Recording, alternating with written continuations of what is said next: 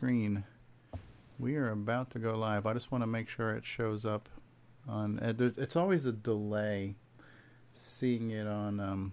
For whatever reason, doing this thing to Facebook Live, there's always a slight delay. Okay, so now it says live over here. Let's make sure that this is live. Let me just click on it. It says I'm live now. Seeing it on. Yep. For whatever reason, doing this thing to Facebook Live. Go. Let me mute that. Okay. So we're going live, people. We'll do it live. So we're getting ready to start Retro Talk, episode 3. This is a special edition of CoCoTALK After Dark. So here we go.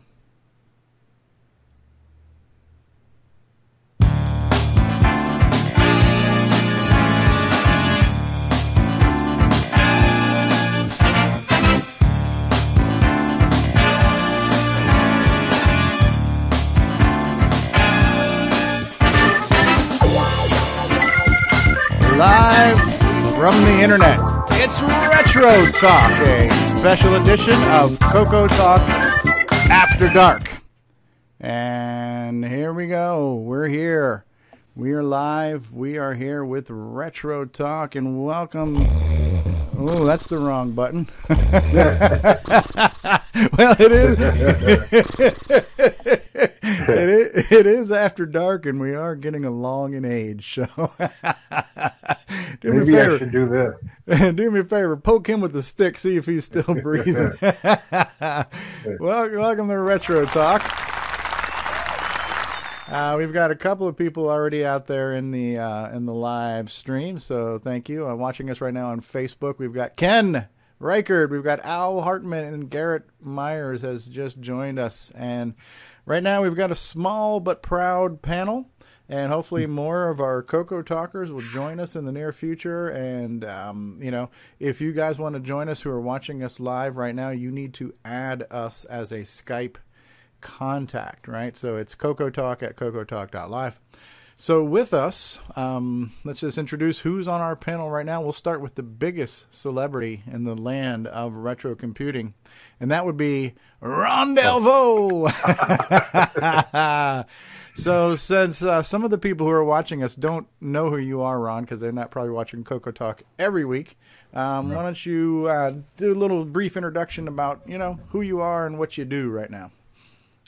I'm just an ex-sign artist from Rochester, New York. Moved to Arizona.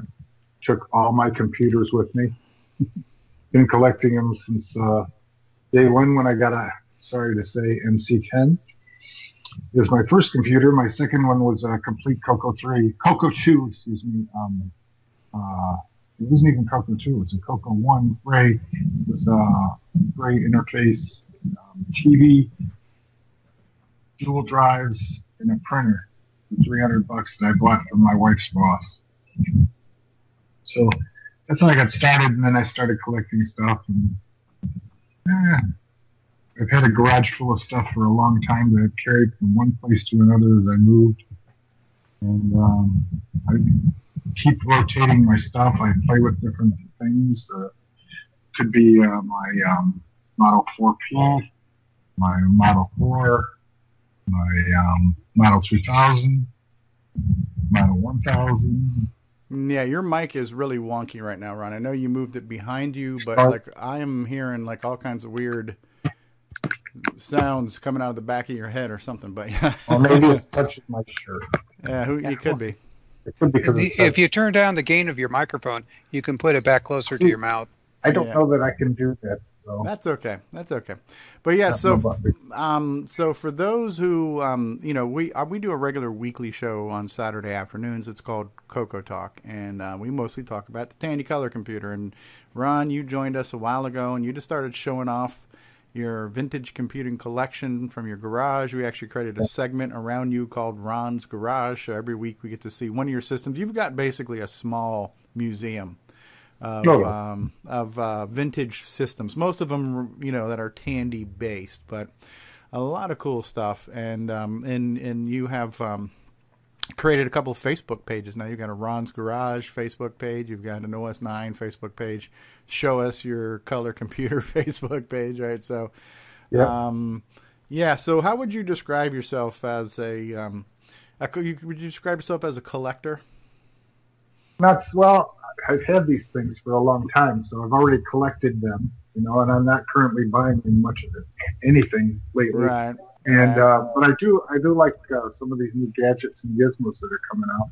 I have the SDC, which I pop in. I have a setup here in my spare room, and then I've got a setup in. I have like a little observatory building in the backyard. That I'm also an amateur astronomer, and I do take pictures of the sky and stuff. So sometimes I'm up way late and get up way early sometimes. So I don't do a lot of sleep. But, I wind up doing stuff with that. And my color computers and Tandy 1000 are set up in the 12 by 12 building in the back. And so I'll bring my SDC out back there, or I have tons of floppies, and most of my stuff is floppy based in the observatory. And I've gone through and taken some of my more precious things and put them on as DSK files, so I could put them on the SDC. The SDC is an awesome piece of work. Yeah. For those who are not aware of that, we can talk about that. Yeah. Okay, that's cool. That's cool. Probably good introduction for the one or two people who don't already know who Ron Delvaux is, the Timberman of Ron's Garage. So Al Hartman also has a Facebook group called Computer Place, and Al says, "I'm like Ron. I've got a lot of systems here." Some people might refer to that as having a problem, but others we call it a hobby. So I guess it's all in how you look at it. And for those of you who are watching us live, there's 15 people watching us live right now. Anybody's free to call in on Skype if you want to join the conversation. And we're going to talk about all things retro. Also with us on the panel, a very obscure person who made a couple of indie titles back in the day. Just a few. So, Al, I see that you're calling me in. I see that you're calling out, but I can't add you to the call until you add us as a contact. You need to add CoCoTALK. Here we go. You're trying to call me. I can't add you to the call, Al. You got to add me as a contact. Sorry. So try again. That's the one. It's not my rules. It's Skype rules, right? You got to be a contact before I can add you to a group call. So also with us on the panel, the lovely, the talented, the legendary from sunny Southern California, Mr. Steve Bjork is with us. How are you, Steve? Oh, hanging in. Not doing too bad these days.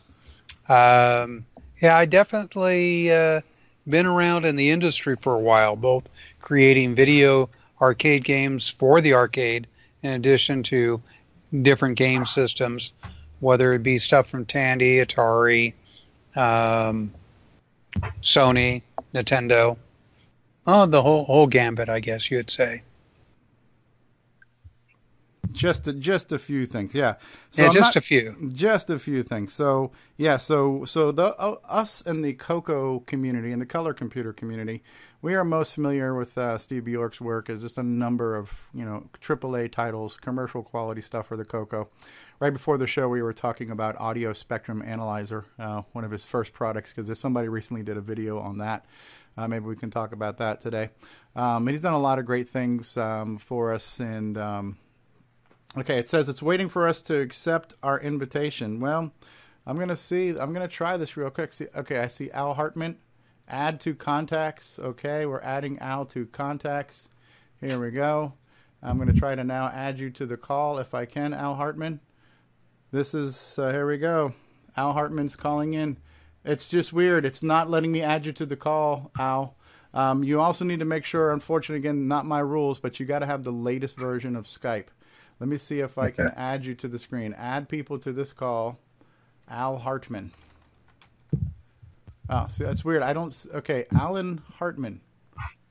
Add to group call. I'm trying right now. I'm trying to add you to the group call. Al Hartman, do you got a copy on us? Yes, I do. All right. Great. Well, you got to love modern technology, right? Yep. Hey, Steve Bjork, you and I met at a CoCo Rainbow Fest in Texas many years ago when I used to work for Bob Rosen of Spectrum Project. Mm-hmm. Yeah. And you had with you a CoCo in a TDP 100 case with a small TV and a built-in disk drive. It was like a portable CoCo. It was the coolest thing I had ever seen to date. Yeah, that TV was actually 80 column terminal. It was very cool, and you were showing us a whole bunch of your games on it. We were sitting there in the reception area of the hotel. It was so much fun. Yeah. Well, those were definitely old days, and the one and only Rainbow Fest that was ever held in Fort Worth because of the lack of attendance. Yep. Well, yeah. Bob Rosen and I stormed Tandy Tower, being ex-Tandy employees. Mm-hmm. Not that it got us anywhere. Yeah. Did you make it to the breakfast? I don't remember. It's so long ago. Yeah, that's the thing is, Tandy decided in their infamous wisdom for the Rainbow Fest to have a guy from marketing talk to the folks there at the show. He thought he was talking to a bunch of Radio Shack store managers, not color computer enthusiasts. And he was just doing all sorts of marketing terminology, profit and loss statements, all this stuff that the average consumer could give a damn about. And he went on for about an hour and a half. And when he finally said, in conclusion, there was a big round of applause. I really felt sorry for him. Well, you know, in Bob Rosen's case, he was talking to a former Radio Shack manager. He used to manage the store on Woodhaven Boulevard. And Very cool. Let me say hi to a few people also in the live chat right now. So our good friend from Australia, Brian Joyce from Extructus Productions, says hello after Darkers. Also, hello. Nick Maroda is with us again for the second time today. Hey, Nick. And of course, Ken Reighard, brother of Jason Reighard, says, has anyone ever won the Audio Spectrum Analyzer? It's a lot more abstract of a game than Neutroid. I believe I currently am the high score holder. I think I have dethroned Billy Mitchell on Audio Spectrum Analyzer just recently. So, so we'll be talking about a lot of stuff, and we were talking about Steve. It's really hard to give a brief introduction on Steve Bjork. He's done so many things, and most of us in the color computer world are just happy he'd made cool CoCo games. But he's done a lot of things for a lot of systems outside of the color computer. But since we also have somebody new to the show, Al Hartman, I am familiar with you to a small degree just by your page on Facebook and a few retro groups we have in common. But do you want to give a little mini life story about what you did then and what you do now? Do we have enough time? Keep it brief. Seriously, I bought my first computer, a TRS-80 Model 1, in 1979. And through the Brooklyn Computer Club King's Bite, when I put my, in my expansion interface, when I put my Percom doubler in, I was introduced to Stuart Neufeld, who worked for Stony Clove Computer Center.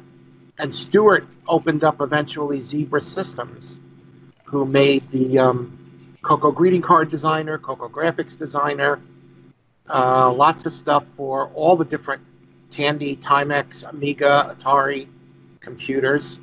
And through Stuart, I met Bob Rosen, and I worked for Bob Rosen at Spectrum Projects for a while. I went back and forth between Zebra and Spectrum, and Color, Alpha Products and Colorware was right next door to Zebra, so I also worked with Colorware on and off, helping out over there. And I don't know. I'm like Ron. I have a huge computer collection here. You know, Dragons, CoCos, TRS-80 Model 1, LNW-80, a Model 4, Amiga 500s, Amiga 1000. Wow. A couple of Commodore 64s, a couple of Atari 800, the XLs, Commodore 128. I just uncovered my ZX81 today. I have an American Spectrum. I have the prototype of the Spectrum that I got when I worked at Zebra Systems. I have a Timex 2068. God, I can't even name all. A couple of Apple II GSs. Wow. A Laser 128. I don't know. You name it, I probably have it. Very cool. Lately, I've been playing with my Amigas, trying to fix them. They're both down. And I just bought Amiga Forever 7, which is really cool. Been having a lot of fun with that. That's cool. So it sounds like you got a couple of systems. And so would you consider yourself a hobbyist, an enthusiast, a collector, a preserver, or... all of the above. All of the above. But at no particular time would you say that you have a problem, correct? If you talk to my sister, yes. I'm not married, so my sister is the closest thing I have to a wife.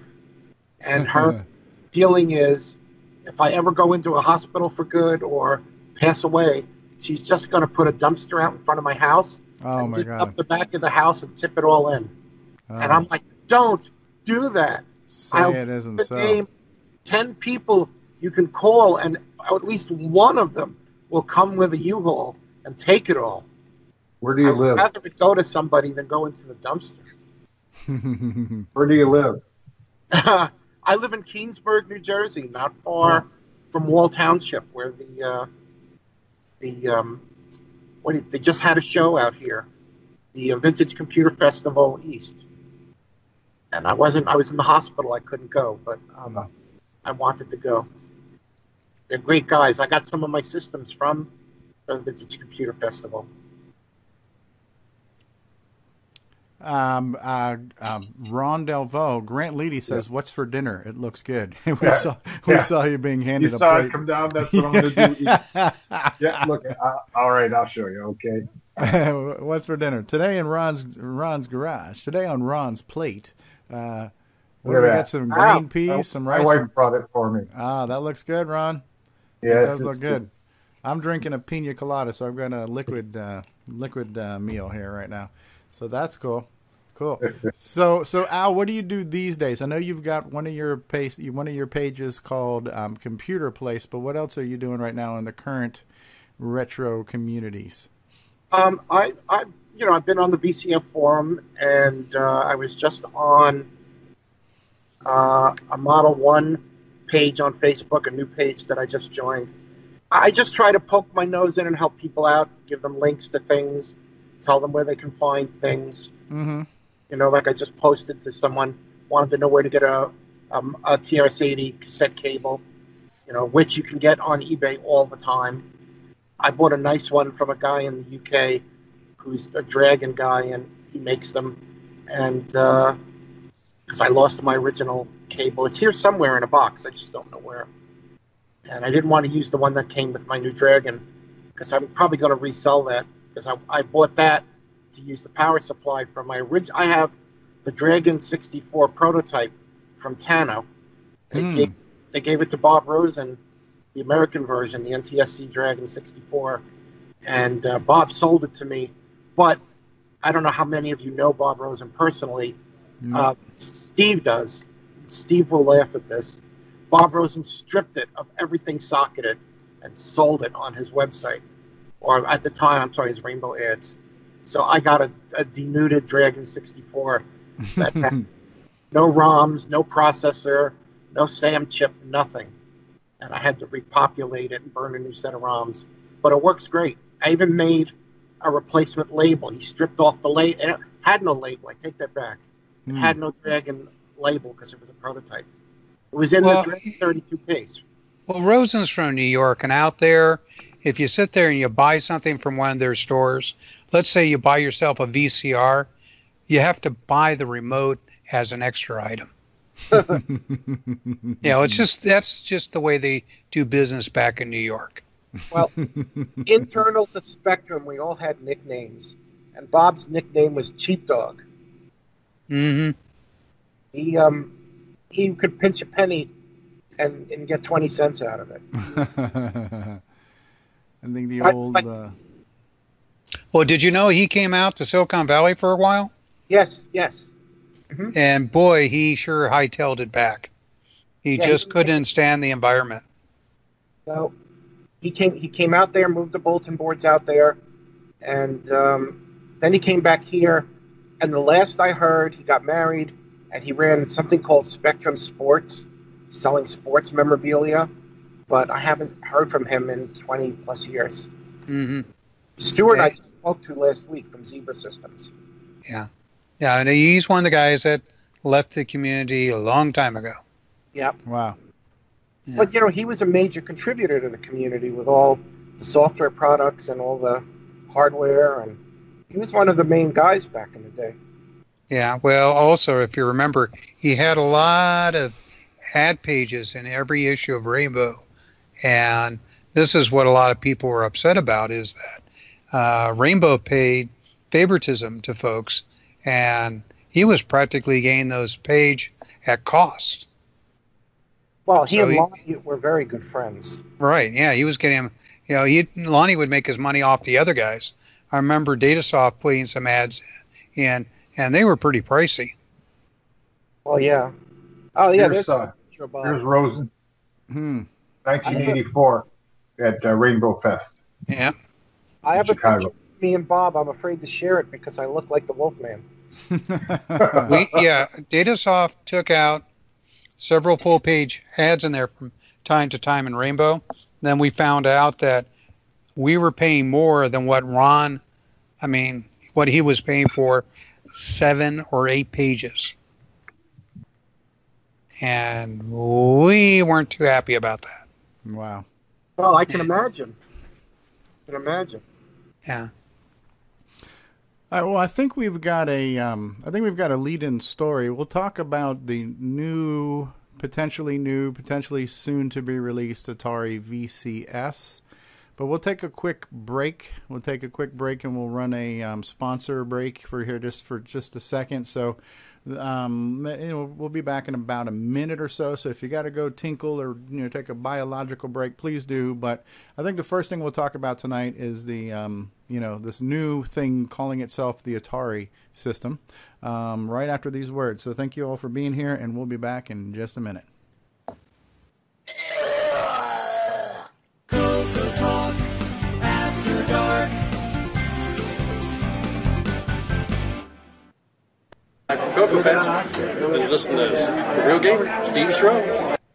You could get yourself a deluxe travel mug like this with the CoCoTALK logo on it. You might even be able to get yourself a DVD like this with over 2 hours of gameplay. Ken's asking if you have compromising pictures of Lonnie. Make the world great again by enjoying some quality retro merchandise and CoCo nostalgia. So please visit 8bit256.com and let's make the world great for the color computer. Thank you very much. CoCo c'est le coq champignon, des micros et dans le pion. Pour le jeu, il n'y a pas d'attente, les études, c'est pas bizarre. L'expansion, il envoie ça, les commandes, tu vas voir ça. Notre CoCo est convenable, pour tes cours, c'est bien serviable. CoCo de Radio Shack, ton affaire est dans le sac. Un ordinateur couleur qui a de la personnalité. Le CoCo 2 de Radio Shack. On solde pour Noël à partir de 149,95. CoCo de Radio Shack, ton affaire est dans le sac. Hey, Megabuck. Nothing like a little bit of Megabug being enjoyed in Quebec. So we're here. We are with a very small and intimate panel. We've got a handful of people watching us live right now, too. So with this, we've got Ron Delvaux, Steve Bjork, and Al Hartman. And we've got a bunch of people in the live chat watching us. Al Hartman, Ken Reighard, and Curtis Boyle, Grant Leighty, and Nick Marotta, and Ken, and Extructus. So hello to everybody in the live chat. So I figured one of the things we could talk about tonight, whatever time it is this new thing that is out now that the kids are talking about. All the kids are talking about this these days, but there is this thing calling itself the Atari VCS, which is supposedly going to be a new modern retro console. And so if you're a fan of Atari, like a lot of people are, this sounds intriguing. This sounds compelling. This sounds like this could be everything that we want and more. But I believe there's a lot of lukewarm or mixed reactions from the community. So why don't we just start off with how many of you guys are already somewhat familiar with this, and what are your thoughts on it so far? Well, I've been following it, and a lot of the comments that have been made out there in the YouTube on videos and like that, some of them are very upset that a company like Atari is using a Kickstarter program to get people to pay for the building of this unit. Now, true, it's going to cost a lot more than the money they're raising to actually get this product out the door. So yeah, they're raising part of the funds and like that. Typically, you go to a VC or somebody else that you get the orders and go to a VC and get capital that way. But, they promise some stuff, but I get a little concerned when one of the big promises is the fact that it has a real wood grain thing placed on the front of it. Mm-hmm. We thought at first it was, this is imitation wood like the original VCS. No, this is real wood, and this is one of the things they're hyping. Okay. not the speed of the unit, and not the rest of the capabilities of the machine. Right. It is a Linux box. Right. So they do have some general specs. They do mention that it's got a Radeon CPU and GPU, which means it's like a PC. They do mention it's basically running Ubuntu Linux, so it's kind of like an overpowered Raspberry Pi. And it is going to include the Atari Vault collection, which has got a bunch of retro titles, but you can get the Atari Vault on every single platform. It's available for every console. It's available for mobile devices. But it looks cool. I want to give them credit for this design. But does this machine exist? Is it vaporware? Are these just computer-generated renderings? Has anybody seen it in the wild?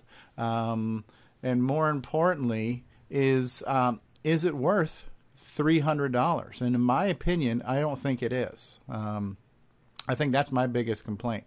My question too is, what's the difference between the collector's edition and the standard edition, which is $100 less? Right. So it's basically if you pre-purchase through Indiegogo, and I'll just play this little video clip right here. I believe you get the that's the only way you're going to get the wood grain model. Atari on. More than 40 years ago, how do I make this opened big? A portal into our living rooms with the Atari 2600. Now, we're ready to reopen that portal and introduce a brand new Atari product, inspired by the past, but created, designed, and engineered for today. Introducing the Atari VCS. Can you guys hear that okay? Meteor from another planet. Yes. It crashed here and kicked off the evolution of all gaming life as we know it. Not only was this sort of a video game console, but it was turning television media differently. So here's what they're kind of showing you here is that it's kind of this hybrid thing where it's going to be a retro console. It will have like the Atari Vault built in, but it's also going to be a streaming device. So I guess apparently you can watch like Netflix on it, or maybe you can even stream from it, because it does look like they're showing you like doing like this is a screen of Twitch here on the side. So are you able to play your game and stream your game to Twitch while you're playing it? That might be kind of cool, but you can already do that on a modern video game console. They are going to have a handful of updated versions of their games. So like there was a Tempest 2000, which was a reimagining of the classic Tempest. I guess now this is Tempest 3000 or 4000. They've redesigned some of the controllers, which is kind of cool. There are certain aspects of it that I think are interesting.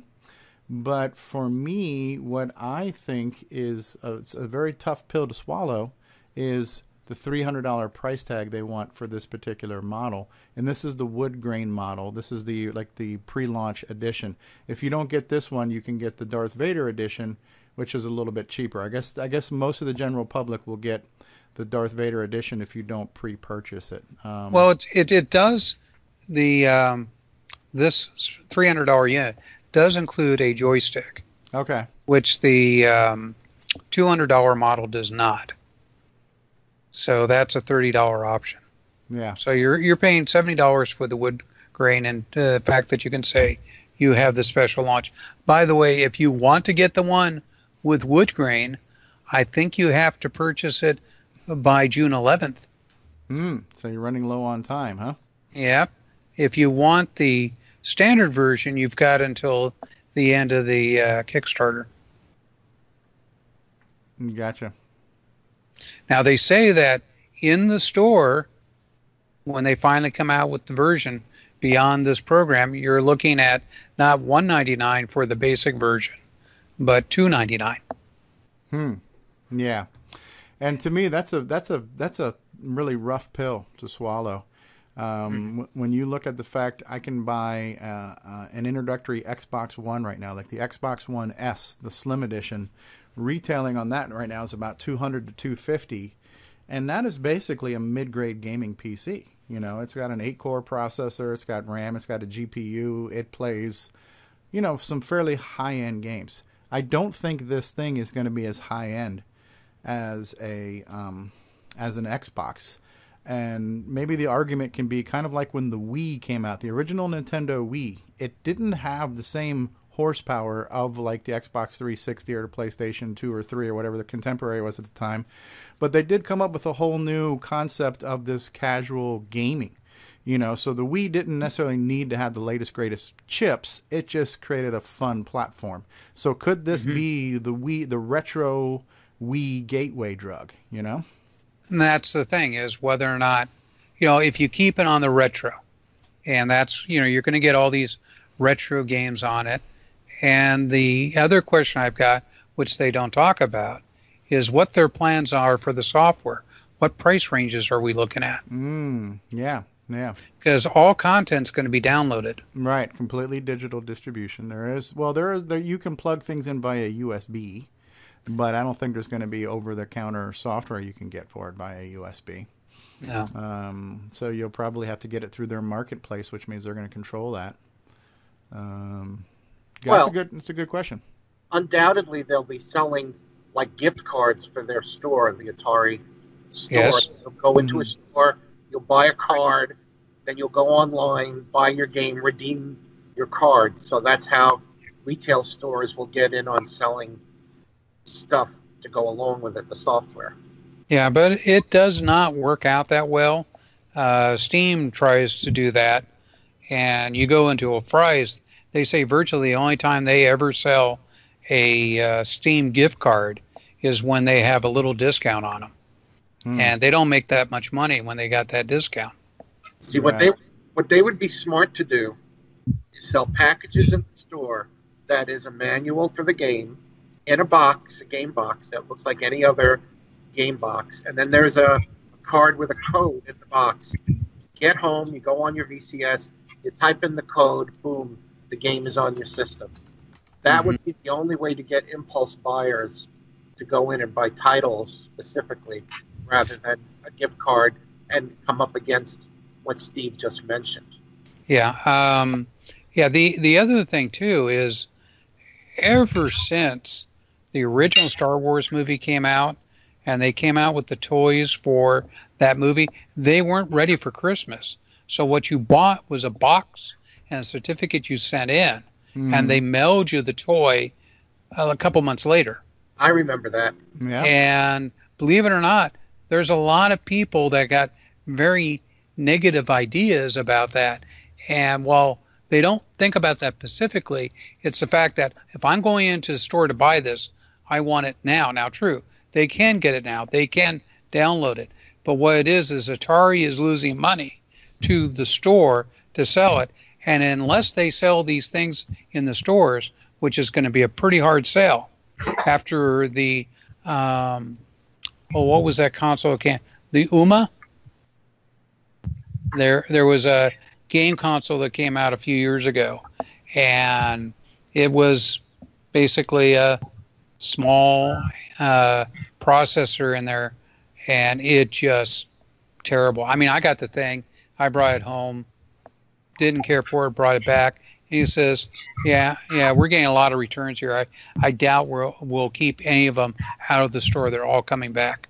Well, I'm looking at the Indiegogo page, and there is an SD card slot on the back. Yeah. So you could plug in. Yeah, the SD card pack, from what I was hearing, is for expansion. Right. So you could buy a game. It could come on an 8 gig SD card. Yeah. Plug it in. As I said, it's the two-factor of, do they want to lose money to the stores to have the stores help sell more of the product? And the only way that's going to happen is if they can get this machine in the store, because the store's not going to carry these little carts unless they're selling the system. Right.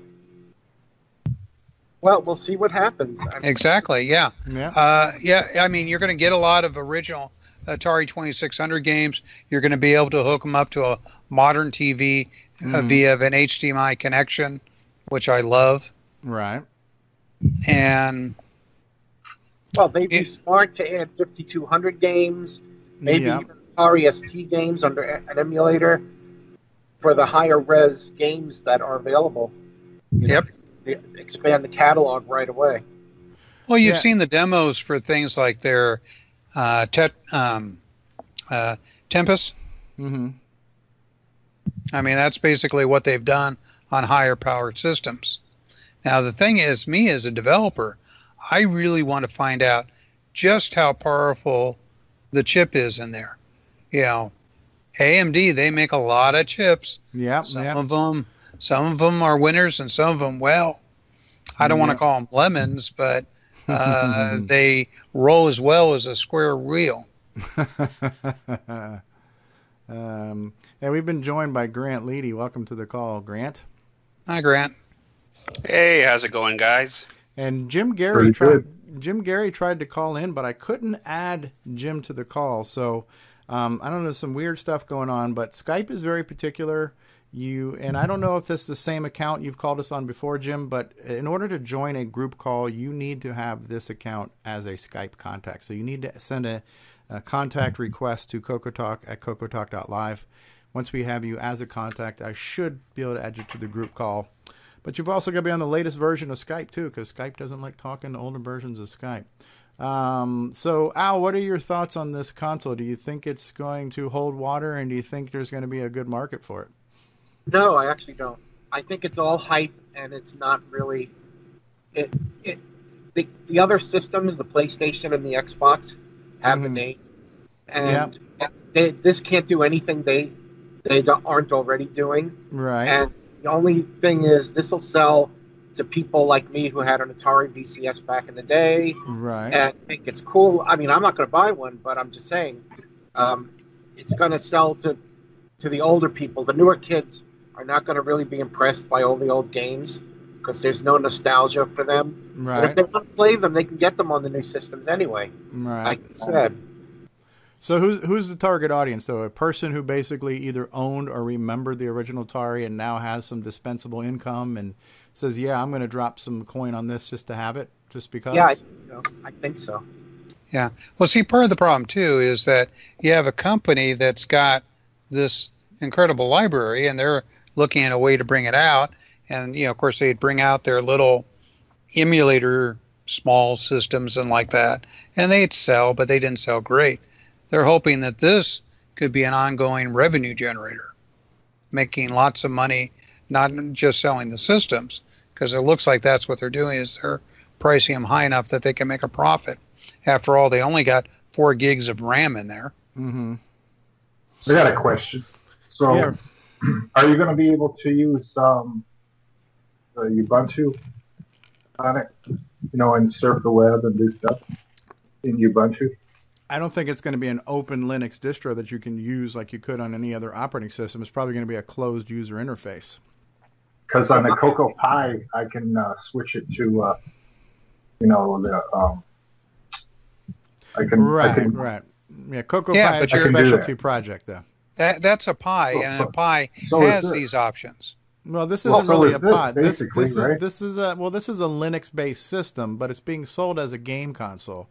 So it's going to have a closed user interface. Just like an Xbox One technically runs Windows 10, but I'll never get to a desktop or a command prompt. I am controlled by the bootable user interface that comes with it. So The fact it's running Linux, I don't think, like on a Raspberry Pi, you're going to be able to get to that desktop. That would be the problem. Is now you've given to like a Linux admin guru, that would be great, but to a consumer, that's a nightmare, because now they're going to start screwing things up, and it becomes a support nightmare of the system. So my money would be no. There's not going to be root level access and desktop user interface access to the hardware.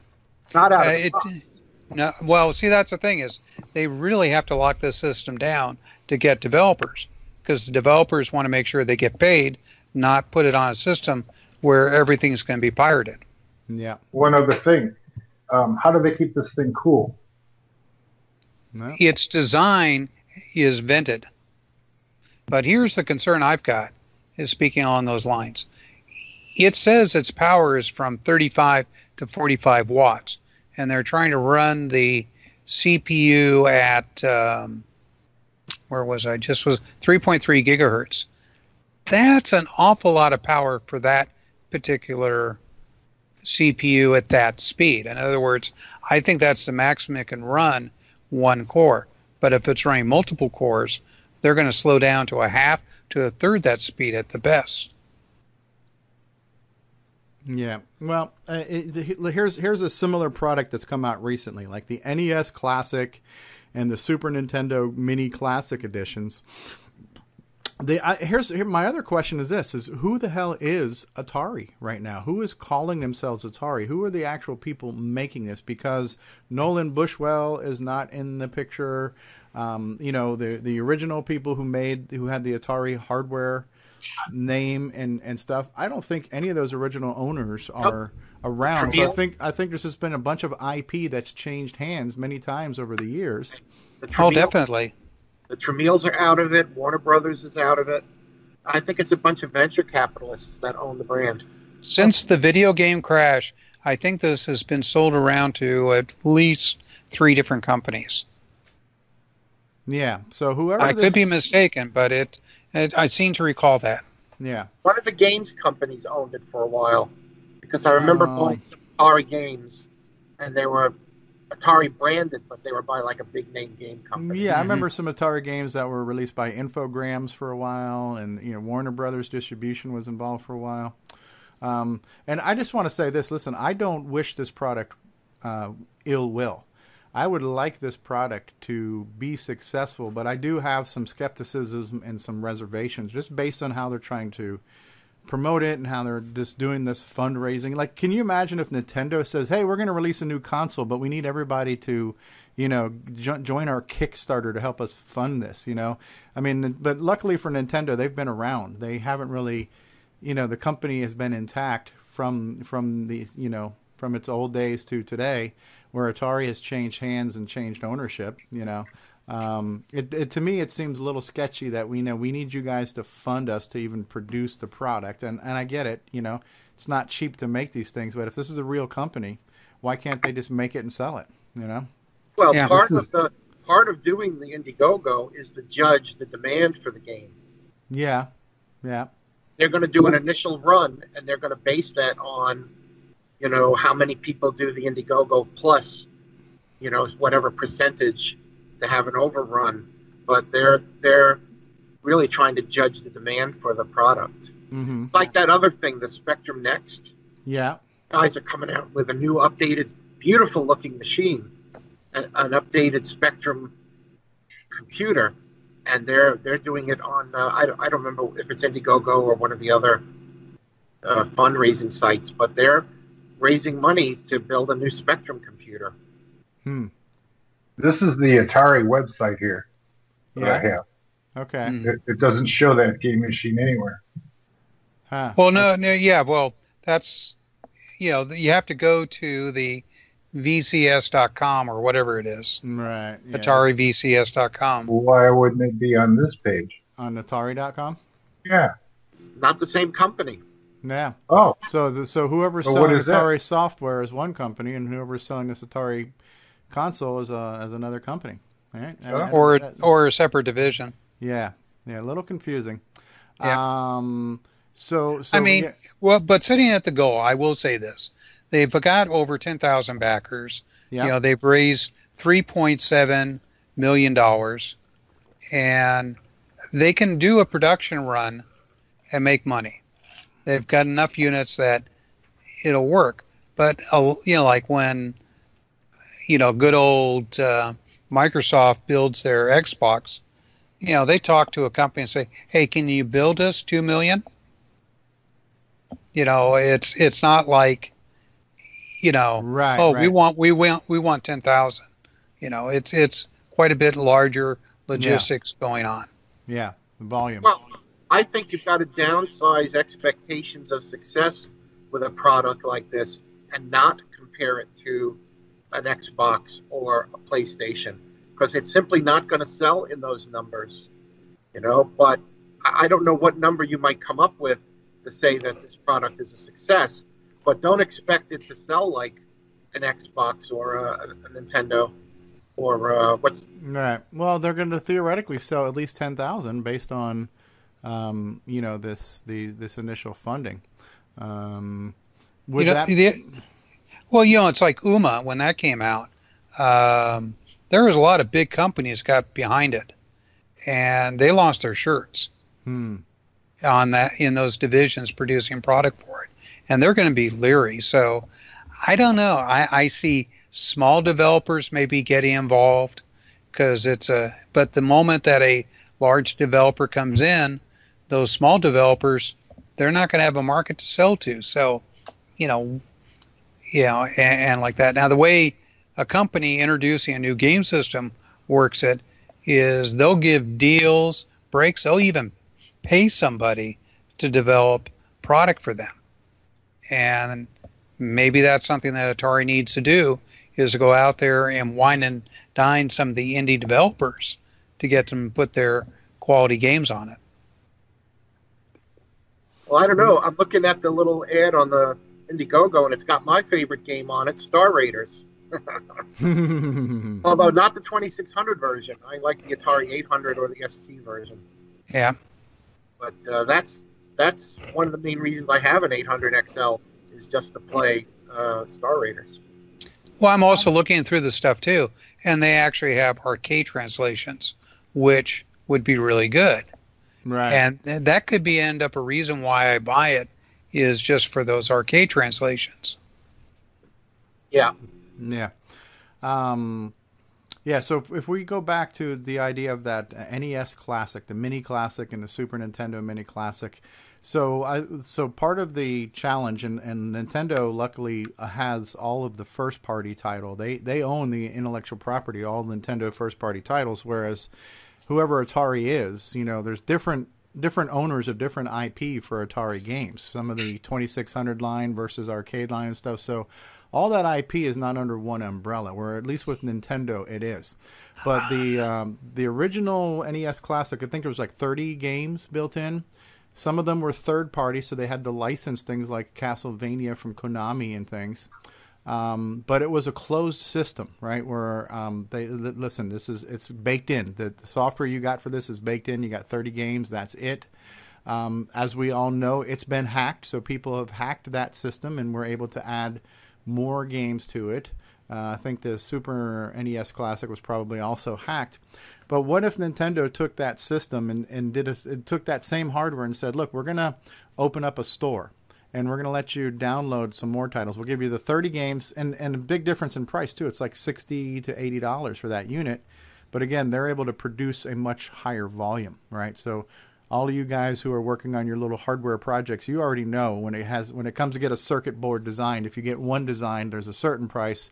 If you do a run of 100, there's a better price. And when you get into the tens of thousands of millions, that price, that scale slides dramatically, right? So Nintendo's got the finances to produce millions of units, so they can sell it for $60.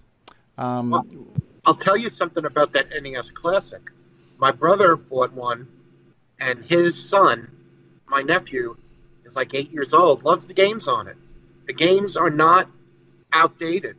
Kids today enjoy those games as much as we did when we were kids. Now, in the case of the NES Classic, the third-party games were very easy for them to get because Nintendo had a stupid little rule for that system. If you put out a game for their console, you couldn't sell it for another console. It changed with the Super NES because they were trying to get some of the big guys, but they would lock everybody up. So Castlevania was only available at the time for their system, which gave Sega a lot of issues. Yeah. I've been watching a lot on YouTube. This guy, Murray, David Murray, the 8-bit guy. Yep. He did a video where he compared the NES Classic to a couple of the clone machines. Because there were NES Classic clones that you can buy on eBay. Sure. Some of them as low as $30. And that was a very interesting video to see how close they were able to get their machines to emulating the real NES. And some of them even take multiple cartridge formats. Wow. That's the thing is these emulators, like the audio doesn't work as well sometimes. The video doesn't come up as clear. Gee, what was purple is now pink. On some of these, third-party units, knockoffs. Things that are produced actually by the company do a lot better. Yeah, but when you couldn't get an NES Classic because they were sold out like crazy last Christmas, and you had to get something for your kid, a $30 game that you knew you were going to throw away once you could get the real thing wasn't so bad. Right. Yeah. It had some shortcomings. And you know why they sold out. They purposely didn't want any of these units sitting around in a bargain bin. More importantly, they didn't want stores not to sell out because they had all those issues back in the day. I mean, stores have a long memory about the video game crash. Jim Gary keeps trying to call in, and I'm not able to add him to the call. So I don't know why, Jim. Make sure that you've added us as a contact, and make sure you've got the latest version of Skype client for Windows or Mac or whatever you're running there. Jim Gary has to be the hardest working programmer these days in the field. He's constantly translating things to MC10. It's just amazing how much work he puts in. Oh, I know. Yeah. Must be on a daily basis. Well, right now, me looking at this Atari VCS, 10,000 users actually is not enough for me to develop a game for. A brand new game. I mean, we're not going to have mega bugs for the Atari VCS? No. Now, if they can make it 50,000, then I might consider it. And I'm just saying this as a developer, and that's the way a lot of developers are going to look at it. So it's going to be really up to them to, as I said earlier, get their own library out and wine and dine some folks. Yep. Software is what sells the hardware, and the number of installed units it's kind of the chicken and the egg. It's a vicious cycle where nobody wants to develop for a minority system. If there's not a lot of units out there, nobody wants to develop for it. And by the same token, if there's not a lot of software, nobody's going to buy the system. So it's just really finding that synergy. That would include Tandy, huh? Yeah. If Atari really believes in the system, they should do what book publishers do and get a software publisher and guarantee them an advance. Like, okay, we'll guarantee you the licensing fee or the profit from 50,000 games, and as we sell the games, we'll credit that towards what we've paid you in advance. And if we don't sell 50,000 games, well, that's our loss, but you'll get your guaranteed profit. That's exactly how Tandy did it with me. When I came in with the title, they paid me up front against royalties. Wow. I wonder how that works. I wonder how the market is today with that. And Jason, the CoCo Man, is calling in right now, and I'm able to add Jason. So we're not excluding you on purpose, Jim Gary. I just don't know why we're not able to make that connection. So Grant Leighty, you've been a little quiet there. What's going on with you? Not much. Just kind of enjoying the week and everything, and after recovering, and so that's about it. Okay. And since some of the people watching might not be familiar with who you are through our daytime CoCoTALK show, you want to do a quick bio and just talk about who you are, what you did in the past, and what you're doing now in the retro hobby?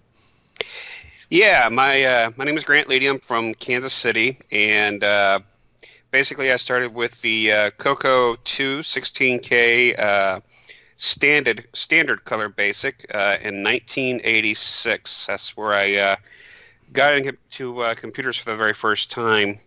And then I upgraded to the CoCo 2 64K. Of course, as you know, the standard color computer, you can't do much with that one.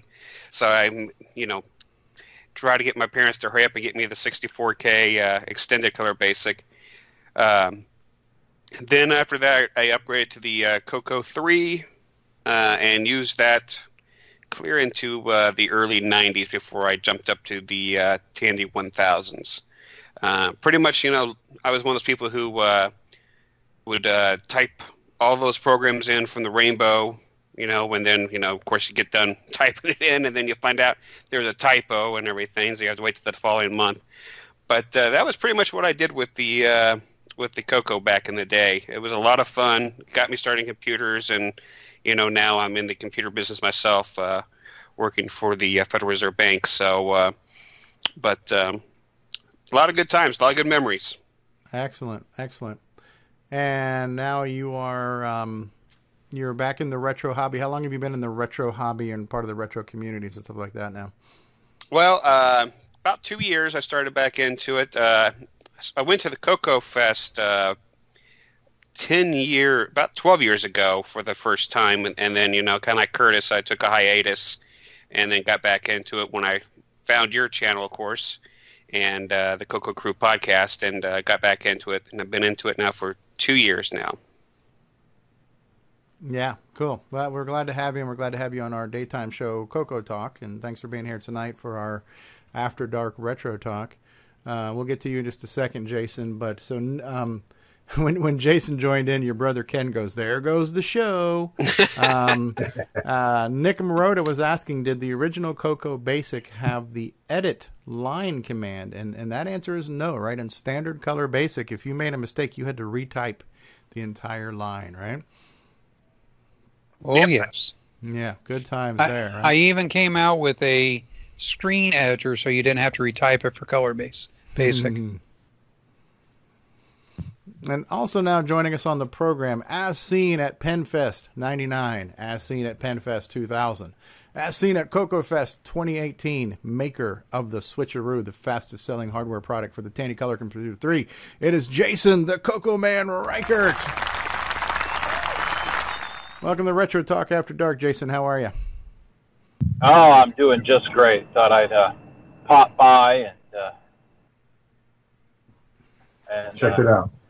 Check it out. I was listening on the stream and I heard the VCS talk and everything like that, but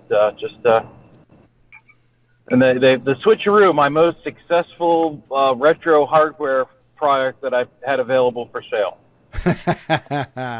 And last weekend you were at CorgsCon. You were our correspondent, which was the Columbus, Ohio Retro Gaming Society, and you ended up bringing back a lot of Atari 2600 paraphernalia. Do you recall what some of your haul was that you brought back from that event? Yeah, CorgsCon, of course, Corgs is the Columbus, Ohio Retro Gaming Society.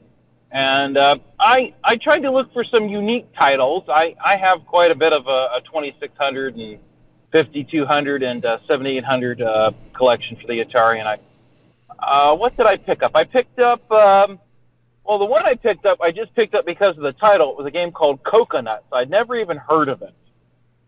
And basically you're this fella and you have to, there's this monkey in these palm trees and you have to dodge the falling coconuts, and it's just like any of the games of that era. It just gets faster. I've never heard of that one, but that was like $5. I said, for $5, it has the name CoCo in it. I gotta get it. There you go. I also, from the same fellow, I picked up a game, The Adventures of Rocky and Bullwinkle for the Atari 2600. It appears to be. I didn't open it up, but it appears to be actually an unreleased game. He said that M Network had written the game, and then it never got released because of rights. I guess they were having problems with J. Ward Productions, who at the time owned the rights to Rocky and Bullwinkle, something happened. At least that's what he told me. I haven't had time to research it, but that was what he told me. So it was just a build-up cartridge. He had made some kind of label for it, and I played it. It seems to be okay, but I'm not exactly sure what I'm doing. I have to see if I can find some instructions for it, but that was one of the things I just, what the heck, I'll take a risk, and so far I'm not too sure about that one yet, but let's see, I picked up Snoopy and the Red Baron for the 2600. That's a fun game. I actually picked it up with the manual. Mm-hmm. That is actually a pretty fun game. That's of all the ones that I've brought back from CorgsCon, as little time as I've had to play with them, and it plays fine on my 7800. That one seems to be the most fun, though. It's just what it sounds. It's Snoopy flying on top of his doghouse. You're trying to shoot this other plane down.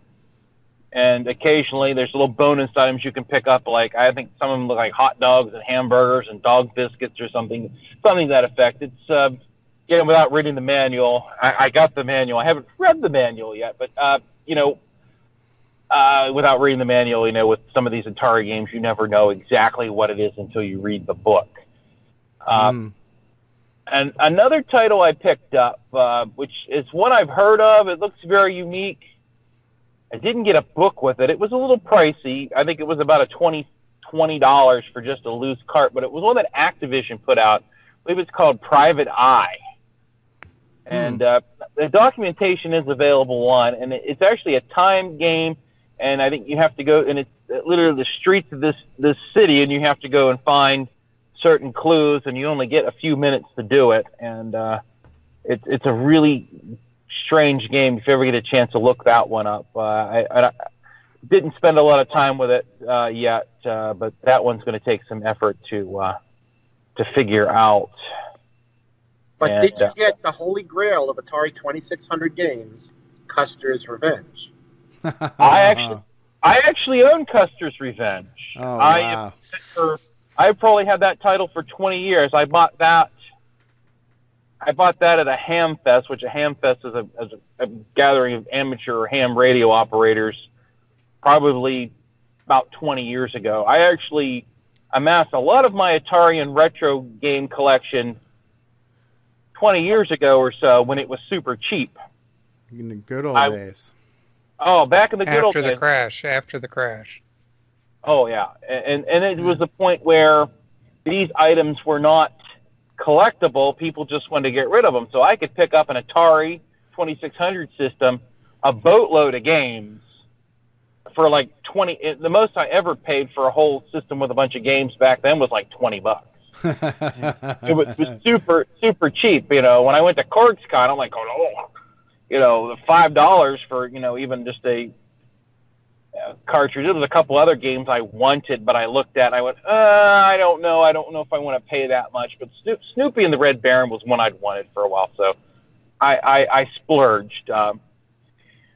But yeah, Custer's Revenge, it's infamous. By the way, Custer's Revenge wasn't the game that killed the system, and by far was not the worst.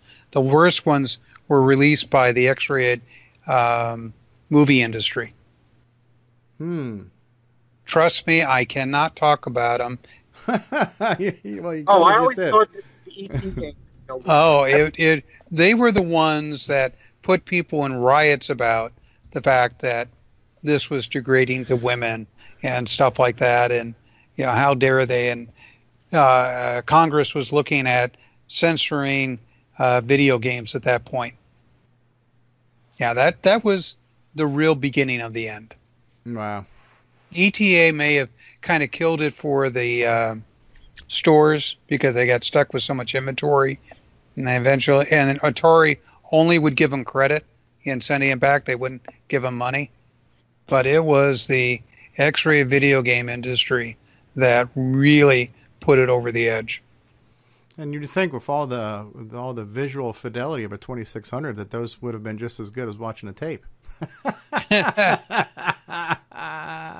I can't speak about the other games, but on top of it, Custer's Revenge, aside, wasn't a very good game to begin with, let alone the what the plot was of it, which was, yeah, it's the novelty of it was about it. Yeah. But yeah, there were worse ones where you were just shooting objects at women and all kinds of stuff. So yeah, there's just hey, James Diffendaffer has joined us, and in James' honor, let's go ahead and play a train whistle real quick. we had those James Diffendaffer now with 30% more train. Ken says it was degrading to vaguely shaped pixels. Hey, Jason, Al Hartman's asking what a switcheroo is. So would you like to fill him in on what that is so I don't screw it up? Absolutely. A switcheroo is for the Radio Shack or Tandy Color Computer 3, or as we refer to as the CoCo 3 here a lot. It is a cable to connect your CoCo 3 to it's part of a system to hook it to a modern display. What this cable does is take the RGB and composite signals from your Color Computer 3 and puts them out onto a SCART connector, which is a connector that was big in Europe for a lot of analog video signals. And what you do in connection with the switcheroo is you take your switcheroo cable, hook it to your CoCo 3, and then you hook it to another one of these mass-produced available SCART to HDMI converters, and then you're able to hook your Color Computer 3 up to a modern display. Where the one difference with this is it has a little toggle switch in it, and that has to come with that. Basically, will let you switch this switcher converter from either converting the more crisp RGB signal, or in some cases a composite signal is desirable, and you can flip that toggle switch and it will instruct the converter to look at the composite line instead. And with the Color Computer, there was a particular graphics screen that was only supposed to be 2 colors, but if you drew lines in particular patterns, you could get 2 more colors, a red and a blue.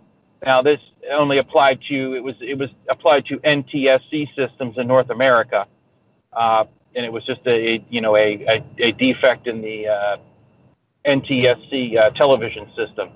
But that's what the cable is, the cable from the CoCo to the converter box, with the option of just being able to flip that switch back and forth quickly if you want to play some of the older games. For the 2 original models of the Color Computer were very heavy in that that artifact color screen. And unfortunately, when you look at an artifact color screen on an RGB monitor, you just see black and white. And you'll actually see the vertical line patterns that a NTSC television would actually turn into red and blue.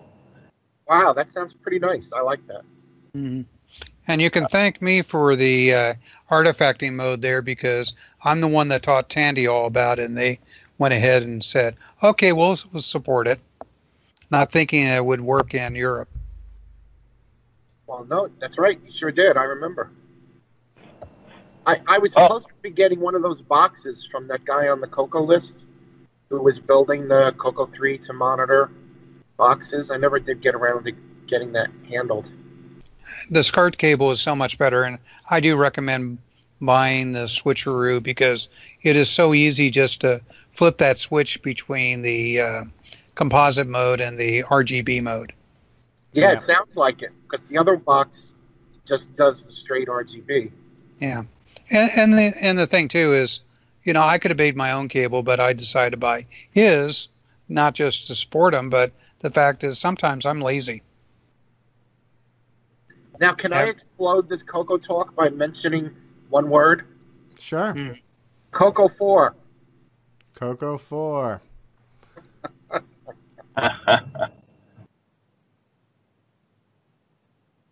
Oh, great. Oh, can we do the movie trailer one? All right, awesome.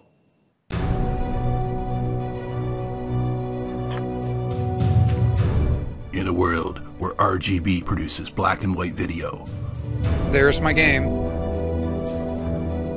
One cable can make a difference.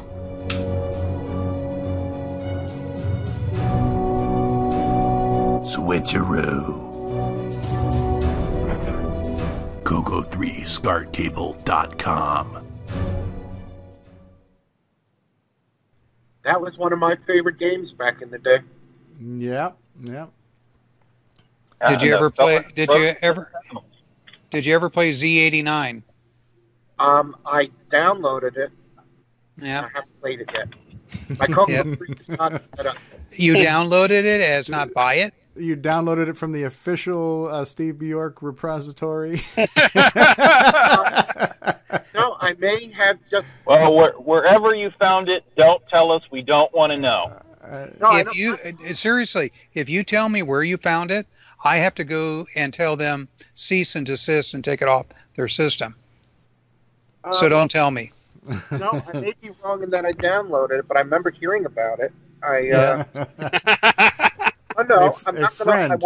I won't lie to you. I won't lie to you. Look, what's a download?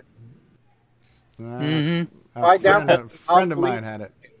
See, that's part of the rule. Is if I find out somebody's pirating my software, I have to do a cease and desist, get them to stop, so I can protect all my copyrights. Because years ago, somebody used the fact that I didn't stop somebody from pirating my software against me and said it was okay to use this other software that I was currently selling and making my livelihood on.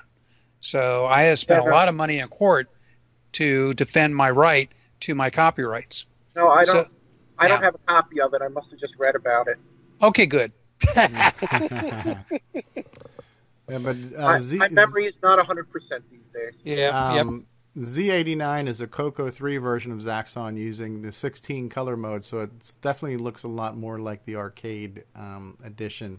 The CoCo 2 version was very groundbreaking for the time and for the hardware capabilities of that machine. You know, there was a couple of these like benchmark products that were like system sellers. So like on the ColecoVision, the fact that the ColecoVision had a fairly good Donkey Kong game and had a halfway decent Zaxxon, you know, everybody was kind of drooling and excited about that. But we were able to get some pretty cool titles on the CoCo, like Donkey King for the CoCo 2 is probably, you know, there's no doubt an extremely impressive 8-bit clone of Donkey Kong, and it's not even sanctioned. You know, it's just a total clone, but it's like a genetic, you know, equivalent of the real thing. And then of course Zaxxon, Steve Bjork's officially licensed Zaxxon too, is just a really smooth arcade quality game experience that you would expect on systems that have dedicated hardware, you know, for scrolling and sound generation and stuff. So but I will say this though, my arcade version of Zaxxon is much better. Yeah, and you were, Steve, you were also involved in the arcade version of. Did you make it from scratch, or did you just help them bring it to the finish line? The game was testing poorly in America, so I helped them get it so that it tested better in the arcades, and because of that, we got the rights to it. Yeah, that's pretty cool. So when we say Steve's the guy who brought us Zaxxon, it's very literal on many levels. And hey, we've just been joined by and from all the way down from my jammy, Javier is with us. How are you, Javier? Hey guys, how's it going? Good. We've been talking about the Atari VCS for a little while, the new Atari console. I think we beat that one to death. But Javier is an Apple guy, so maybe we can get into some Apple discussions here in a moment. But it's probably a good time to take another commercial break and a bio break in case anybody needs to potty, tinkle, do whatever you got to do. I'll run about a minute or so's worth of commercials. So Retro Talk After Dark will return shortly. Thank you all for being here. We'll be back in just a minute. CoCoTALK After Dark. CoCoTALK After Dark.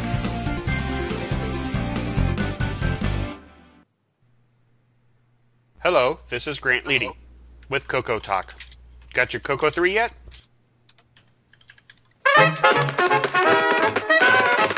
We will return after these messages. Hey everybody, this is Bill Noble, co-author of Nitrous 9. You are listening to CoCoTALK Live, the leading live CoCoTALK show. G'day mates, this is Nick Marionettes, author of such colour computer titles as Donut Disaster, Rupert Rhymes, and Rockstar Pilot. And I am here today to tell you about the world's most fabulous operating system, OS 9. OS 9 and its current incarnation, Nitrous 9, is the most advanced operating system ever created. And what makes it so good? Ease of use. I find OS 9 so incredibly intuitive that I haven't once cracked open the user manual. And yet I've been able to create such incredible games faster than the time it takes to sing Waltzing Matilda. Using OS 9, I expect my next game, Funstar, will be done this weekend and distributed exclusively on ROM cartridge. OS 9 forever. Any resemblance to actual events to persons living or dead is purely coincidental.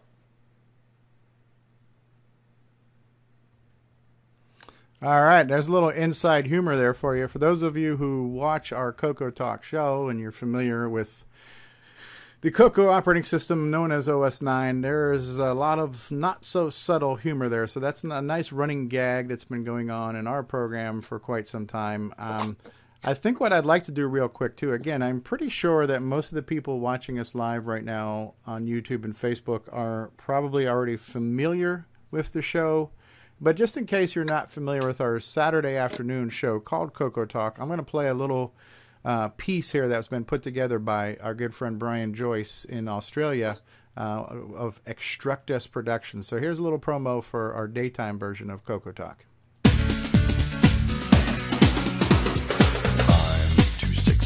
My shirt, too sexy for my shirt, so sexy it hurts. And I'm too sexy for Milan, too sexy for Milan, New York and Japan.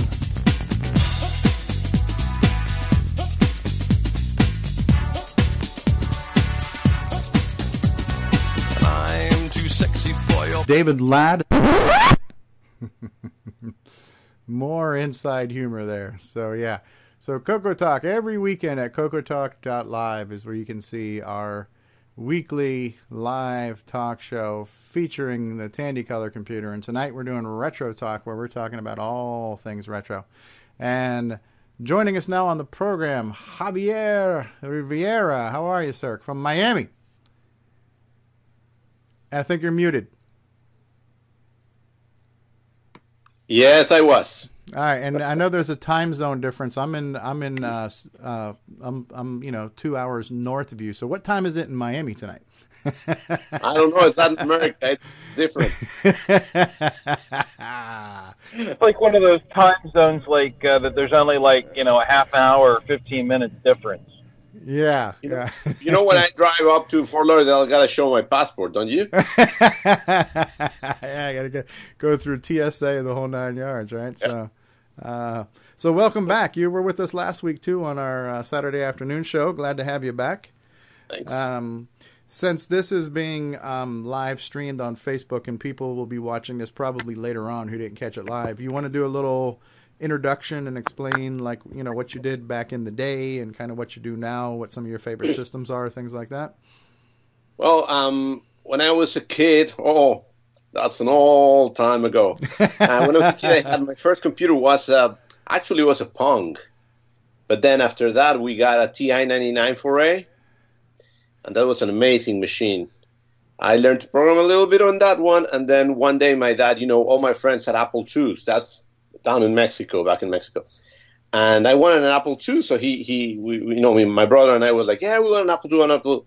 He comes with an Apple IIc one day. And, bear in mind that we get magazines like 4 months behind over there. So we didn't knew that was an Apple II. So we were really pissed because we were like, no, we want an Apple II, not that little thing. And then doesn't even have a drive. And, when he showed us, no, it's an Apple II, and that's the latest. But we were like, oh! All of a sudden, we were all the latest kids and everything, and it was fun. Yeah. So that was the good old Apple II, and always had Apple II. Then after that, I just moved to Macintosh, and I studied graphic design. So it was pretty straightforward for me. So I used almost all the Macintosh models I could. I never save anyone because I used to sell it. I sell my computer to buy the new version and so forth. So I never kept the old Macintosh, but I love them also. Hey, let me ask you a question about it. You mentioned Mexico, which is, I'm not anywhere near as familiar with, South America, but in the United States, there was kind of almost a status symbol based on what system you had, and we had the rivalries back in the 80s. And honestly, an Apple II, when it first came out in like 1977, 1978, it was like $1,300 for the machine. And in 1977 or 1978, that was a lot of money. The Atari 800 was a $1,000 system in the 80s. It was a lot of money. So, and the color computer when it was new was about $400 for the base unit. It's, roughly half to a third of the price. So, in the States, unless your parents had money, and not only had money, but were willing to spend the money on this thing called a computer that not everybody had and was into, and it wasn't a clear, obvious choice to spend this kind of money. It was like, now it was bragging rights, because now you had all the kids in the schoolyard saying, well, I've got an Atari, and I'm better than you, and I've got an Apple, and hoo. So what was it like in Mexico with the different systems? Was there a pecking order and a hierarchy and a social class to what system you owned? Yeah. Basically, when I get the Apple II, my friends were a little bit, they got a little money, so they got the Apple II. It was like the high end for the kids over there. Yeah. Everybody had either a PC clone or they had Commodores. Okay. And I had for a long time, I had a very big rivalry with Amigas, to be honest. I hate them. I'll tell you this in a little bit. But it was funny because, there was no software distribution down there. Of course, the Apple dealers were very, very few. Mm-hmm. And I'd never seen, when I was down there, an original program. So what we did is it was very normal for us to swap copy, pirated discs. Okay. Actually, there was this guy in the newspaper that he announced himself. I trade programs. Wow. And then very open. Because there was no software over there, licensed or any copyright. So we called him on the phone. He comes with his car. He opens his trunk. That's like a drug dealer. It's software out of your trunk. And he has boxes. And he said, what do you want? Apple, Commodore, Atari? I say, what you need? Takes the Apple box. Big box full of little boxes with floppies and takes it to your house. And then you show him what you got. He shows him what he got, and then you say, "Okay, I want to trade this for this, this for this." And after like half an hour of talking about trading, we just okay, let's do it, and we just align the things that we want to trade, align the things that he wants, and begin to copy, swap. It was funny, really funny. Wow, that's something. That is something. So were Tandy products well known or even existing in Mexico? No, because Radio Shack was not very big in Mexico, to be honest. Okay. So there was Atari and there was Commodore, and Apple was a little bit for the high end. Good thing is that my dad could actually he worked for a company for Sperry Univac. I don't know if you heard about it. So Univac, it's a computer company. Yeah, but big computers. Yeah. That's like the main. He sold them to the government and all that. So yeah, he actually smuggled one Apple IIc in his packet. Smuggled. Oh wow. Yeah, it wasn't allowed, and you got to pay a lot of taxes and all that. So he just put it on the back of his clothes, and they didn't sell it because it was so small. Wow. And they weren't expecting it, so we were just lucky. So that was technically like your second system. I'm sorry, was somebody getting ready to talk to Javier? I have an interesting Tandy Mexico fact. Really? Tandy in Mexico used to sell a Model 1 clone called the LNW80. They badged it as a Radio Shack computer. The owners of L&W went on to form AST Research, who made IBM clones. Tandy bought AST Research eventually. So it's like the whole thing came around in a circle. Wow. David Lafanus just joined us too in the live stream. Hey, David, another one of our friends from our Florida Retro Club. So that's cool. So your first computer was the TI, you mentioned, besides the Pong machine. And then you got into an Apple II, and you've been an Apple guy ever since, and you've been very loyal to Apple. And so now you use modern Macs, right? And you had Apple IIs. Maybe we can talk a little bit about the rivalries that used to exist with systems, back in the day. It was very much like college teams, It is. Things like that, and part of it was very much bragging rights, and there was, it was a status symbol because the Apple was very, and you're kind of an exception because you're a nice Apple guy, right? But everybody's nice. But for me, and that's the nice thing now about everybody in the retro hobby, we're older, hopefully wiser, maybe a little bit more mellow, maybe a little bit more mature.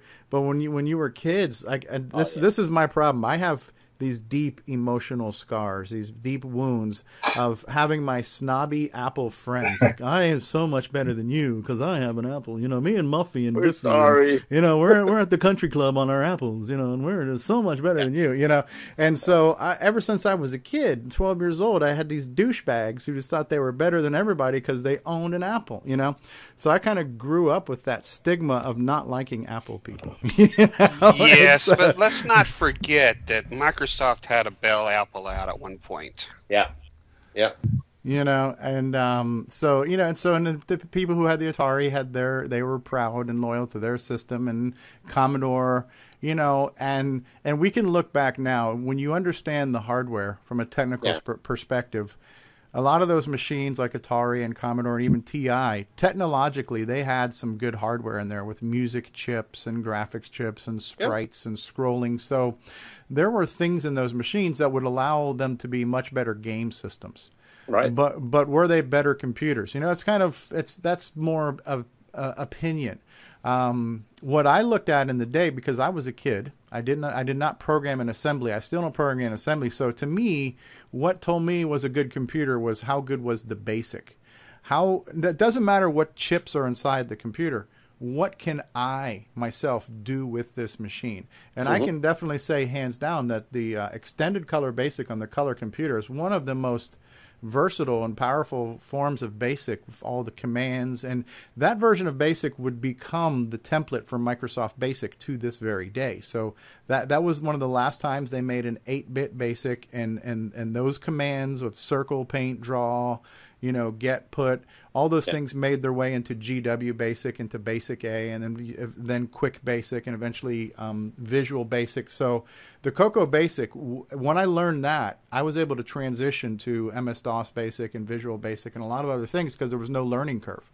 So despite what it didn't have in hardware, I liked my machine because I was very capable to produce games and software on it that I don't know if I had an Apple, I don't know if I would have been as interested because I don't think I would have been able to produce the level of gaming and animations and all the things I did with the CoCo. I don't know if Apple Basic allowed you to draw circles and paint in circles and move objects across the screen easily and stuff like that, so. I don't think Apple even had, what do you call sprites? They don't have sprites. No, they didn't either. No, Apple and the CoCo have a lot of things in common in that respect, that the CPU had to drive everything, right? Had artifact colors. CPU had to move everything on the screen. Actually, the Apple only had 1-bit audio, where we had 6-bit audio. But yeah, so I think that's kind of interesting. That's probably a good topic to talk about, too, is like the fanboys and the rivalries. Oh, I was a big time fanboy. Yeah. I was. I've programmed in BASIC on the Apple II commercially, and I can tell you that it does have the ability to set and reset graphics on the screen, but it has no sprites or anything. Right. All you're doing is poking and peeking into memory addresses. Yeah. Right. And there are some graphics commands, but they're very primitive. There was a company called Beagle Brothers that sold a third-party add-on to BASIC that added graphics commands and whatnot. They were very big on the Apple II. Yeah, Beagle Brothers. Yeah, they were great. They were amazing. And is that a new one, or is that one of your reproductions? No. This is an original. Actually, before doing the reproductions, I got a full collection. This is the whole Beagle Brothers collection. It's here. Yeah. And I got in the back everything. They had everything. They had a BASIC line editor like Steve's. They had a compiled BASIC. They had all sorts of utilities. They were a great company, and they were funny as heck. Their ads and their newsletters were the funniest things you could ever see. Right. And also, Yeah, they were very funny. All their ads were very funny, and they teach you everything really, really easy. You know, they got these manuals, and they got these charts, picks and pokes. Yeah. Yeah, it's in some of these guys, and they came with a bunch of stuff. I got a bunch of them around. But That's anyway, cool. they're very educational. Yeah. Very. Yeah. Well, what I like about being in the hobby now is that we get to learn about systems that maybe we didn't have back in the day. Like there was no way I was going to be able to have anything more than one computer. There's no way I was going to have a color computer and a Commodore and an Atari and an Apple. Just financially, that was not a possibility. Now, again, because we're older, wiser, have a little bit more money, we're no longer, I was working at Publix at the time, making $3.35 an hour part-time. And that's how I saved up and got my CoCo on layaway, back in Miami, back in the day. So I have a computer because I funded it myself. That was my GoFundMe. It was go to work and save money and buy a computer, That's how I bought my Model 1. I took out a standing loan. So most kids anyways, and maybe even some parents probably couldn't afford to have multiple systems. I mean, now I'm very lucky. I have color computers. I've got a TI in the box. I haven't opened it yet. I've got a Dragon in the box. I now have a couple of Atari 8-bits. I've got an Atari ST. I've got an MSX system. So, and I just got an Apple II, to Apple IIc at CoCo Fest. So it's kind of cool now that we can get these systems, and it's nice when we come to like our Florida Retro Club meetings and everybody kind of talks about their knowledge, and there's a lot of knowledge sharing. I don't know if we were that open source with our knowledge and our enthusiasm. It was very much pillars and silos of we're Apple and you're Atari, and but now everybody's sharing we're sharing the love of the hobby because we're all old farts now playing with old machines. But people are also sharing, listen, this is how I do hardware. This is how I made a memory upgrade. And this is some software tricks. Here's some soldering techniques. Here's retro brighting that you can use. So there's a lot more like open source knowledge sharing now. So I think it's a great time to get into these nostalgic systems, Yeah. Definitely agree. One of the things that I can tell you about why I hate Amigas, I'm ashamed. Whole segment. For years, I was I heard Amiga and I despised them, just like you say. I was like, that's crap system, that's nobody likes that thing, blah blah blah. And that's just because when I was at school, at design school, of course we were learning at doing things by hand. And the computers, they were the beginning of the computers. So I was lucky enough that my dad was actually living in the U.S. at that time, and he sent me a Macintosh SE. And I began to work with it, play with it, and start working actually in doing desktop publishing. That was the beginning of desktop publishing. Yeah. And designers, only the big agencies could afford the computers. And all of a sudden I had one, and then on my university, they begin to buy computers for design, and because of the price, they couldn't afford Macintosh, so they decided to buy Amigas. And I was like, "What are you talking about? You don't use Amigas for desktop publishing. Amigas are not good for design, blah blah blah." And they bought them, and they begin to praise them. Oh, these are better than Macintosh for desktop publishing, blah blah blah. And then we have a big rivalry over there, and we begin to have me and my Macintosh friends. We went to my university and talked to them and saying, no, Amigas are not good for this, blah, blah. And we actually did a showdown. Goodness. The teachers say, no, you got to show us if you put your money where your mouth is, and, let's do a showdown. So we actually did a thing with an Amiga 500 and my Macintosh and next to each other with some people around. And we say, well, the challenge is to create this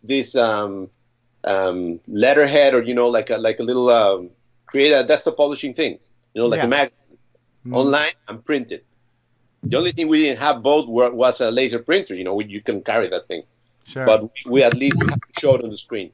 So we did the showdown, and at the end, honestly, the Mac won because it had very, very good programs. Right. And the Amiga the pixels were like the elongated pixels instead of being square pixels.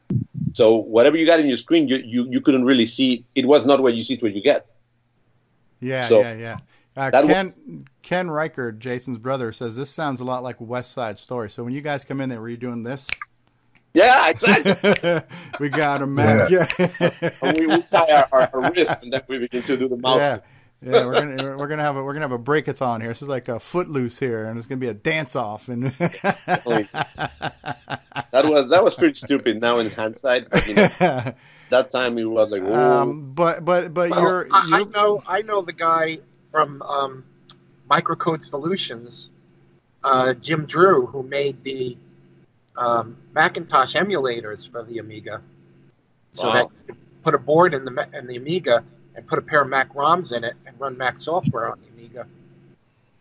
Yeah, and I have the Atari ST with the Magic Sack and the Spectre 128, and you could run Mac software on and the you ST. could buy a cheaper computer like Amiga or Atari, and you can have a Mac in there. Yeah. Yep. Yeah. That's right, because they all ran on a 6800 base processor, right? 68,000, yeah. 68,000, yeah. There's So an AMAX cartridge on eBay right now. I can't afford it, but I've always wanted one. Yeah. That was kind of interesting that the Commodore, the Amiga, and the Atari ST, they become kind of like the spiritual successors to the color computer, because the color computer is based on the Motorola 6809, which everybody who programs on that says that was like working on a 68,000. It's got 16-bit registers, and it's kind of like a 68,000 for 8 bits. And so it's kind of interesting that there was never a 68,000 base CoCo. Tandy just jumped ship there, but that processor predecessor that fueled a lot of systems. That 68,000 fueled Amiga, Atari ST, multiple generations of Macintosh-based systems. A plethora of arcade machines ran off of that 68,000, and later on game systems like the Sega Genesis and the Neo Geo. So a lot of things ran on 68,000 generation CPUs. The Macintosh was prototyped on a 6809 processor. Yeah, that's true. So technically, you would think that the Amiga, from a processor perspective, should be able to run comparable software to the Mac, but the software just didn't exist. I don't think it was a hardware limitation, right? It was more of an application limitation, right? Yep. I think the problem was that the way it was designed, it was very, very much designed by engineers, and the Macintosh was more designed by a little bit more designers. You know what I mean? Because the applications were all had the same look and feel, and when you learn one thing, you could learn the other ones because they put and everything in the same place. And Amiga didn't do that; they do it their own way, each and every one. So and that was very difficult. That whole template of the user interface, there was many years where you had to have a Mac if you wanted to do graphics designs. You had to have a Mac because even early Windows machines, they just didn't have the same horsepower to pull it off. Or the fonts. With the fonts, and so that whole consistent menu bar across the top where every application had the same thing. Microsoft took a page from that playbook, and Windows eventually became that. But we also have to give credit to where this originated from. The Mac OS was heavily influenced by X Windows which is Xerox developed for Unix or for Xenix for their version or whatever it's called, right? So, so the X Windows was designed. This graphical thing was designed years before, but the Mac is what brought it to the masses. And once we realized there's an easier way to compute, and form over function says a lot, right? If I've got a menu bar and this is user friendly and it's consistent, and we've got a smaller learning curve. Because if you recall PCs, you had to have a keyboard template to put over the keyboard. If you're going to run WordStar, here's Control Function F Shift. Pat your head, rub your belly, jump on one foot to do something. Where on the Mac, it was just hit Edit, copy, paste, whatever, and. I still have a few WordPerfect templates for DOS. So there was like a keyboard template for each application because nothing was the same. Everybody wanted to do it their way. So you're saying the Amiga software was similar to that, right? Yeah, unfortunately. And it was honestly, once you use the Mac and you get 1 hour using the Mac, you go back to Amiga and it was so clunky. Just to look and not trying to be jerk, right. Now it's a very powerful machine. Well, to steal Jim Breen's thunder, who's typing in the whole history of the Amiga in the chat, the Amiga was designed by ex-Atari guys who did the Atari 800. They were game designers, whereas the Mac was designed by ex-Apple II people who designed the Apple II. The Apple II was never designed as a games machine. No.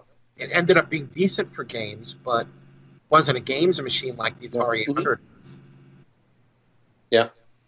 So the Amiga was more of its design as a game machine. It had custom and the games were really amazing, to be honest. Yeah. And basically the Sega Genesis is kind of a watered down Amiga. It didn't have the same graphics chips, but it had the same processor and things like that. So a lot of arcade titles that Sega made, like Outrun was on the Amiga and a lot of things like that, because again, in the arcade, a lot of things ran off of 68,000 processor. So it was easy to kind of port some of that software. Yeah, I do remember hearing that story where Commodore started it, and then they needed some Atari funding to finish it. And so the Atari ST was almost an afterthought to kind of compete with the Amiga after it was done? Well, the ST was a vanilla 68,000 machine that Jack Tramiel pretty much had them throw together. Kind of like, the CoCo was never designed as a CoCo. It was originally designed based on the Motorola model sheet, with the 6809. They provided a sample computer that was meant as a videotex terminal. CoCo was originally sold in the stores as a videotex terminal. That's why under the badge for the amount of memory, the K badge on the original silver CoCo ones, there's a hole for the LED that used the modem activity light on the videotex terminal. So the ST was kind of a reference design for the 68,000, and then they added in a few custom chips. But the 68,000 is a much more vanilla, the Atari ST, that is a much more vanilla 68,000 computer than is a Mac or an Amiga, which is why the ST can so easily emulate the Mac. Because I used to be on the mailing list for that guy David Small, Gadgets by Small, and he did the Spectre GCR emulator, and it's an amazing piece of engineering that he could get the Atari ST to so closely emulate Mac Plus. Wow. And the other guys, Artie, ARDI, I can't think of his name, Cliff Matthews. He re-implemented the whole Mac ROM set originally on the Next computer, and then started porting it to Linux and Windows and DOS. And he was going to do a clean room implementation of the Mac ROMs so that you could run Mac software on a PC or a Linux box or the Next system. Because he originally wrote it so he could run Word on his Next box. We have a brain. We've just been joined by Jim Breen of Retro Innovations. So hopefully he can set us straight on all things Commodore and history at this point. I have been recommending Jim's products all over on the Commodore boards because his stuff is really good stuff for Commodore people. And your next check's in the mail. Thank you. No problem. Just send it in hardware. Okay, will do. Jiffy DOS and ROM switchers and all sorts, and cartridge boards. Oh my God. So, I was going to point out that the Commodore folks tended to fall into two camps probably in the 86 timeframe because so the Apple II folks got really upset when the Macintosh came out. Well, they didn't really get upset when the Macintosh came out, but they got really upset when Steve Jobs decided to push the Macintosh and really just kind of pushed the the Apple II and all the product line off to the side because he wanted to focus on the Macintosh, right? And so when the Apple II folks saw that, there was a lot of resentment around the Mac because it was cannibalizing the hearts and minds of the Apple employees, and the products were coming out with the Mac as opposed to the Apple II line, like the GS and whatnot. They kind of crippled the GS because they didn't want to compete with the Macintosh platform and whatnot. Commodore was the same way because Commodore felt like they needed to get into this 16-bit space, and the Lorraine was, that they needed more money. Amiga needed more money in order to finish the design, and Commodore swooped in with a black sheep offer and picked up the tech, and then kind of started to work on building it out as a desktop machine as opposed to, like you said, a games machine. But then they really pushed it, and for a while there in the middle to late 80s, Commodore really didn't even want to talk about their older 8-bit platform. Everything they wanted to do was Amiga.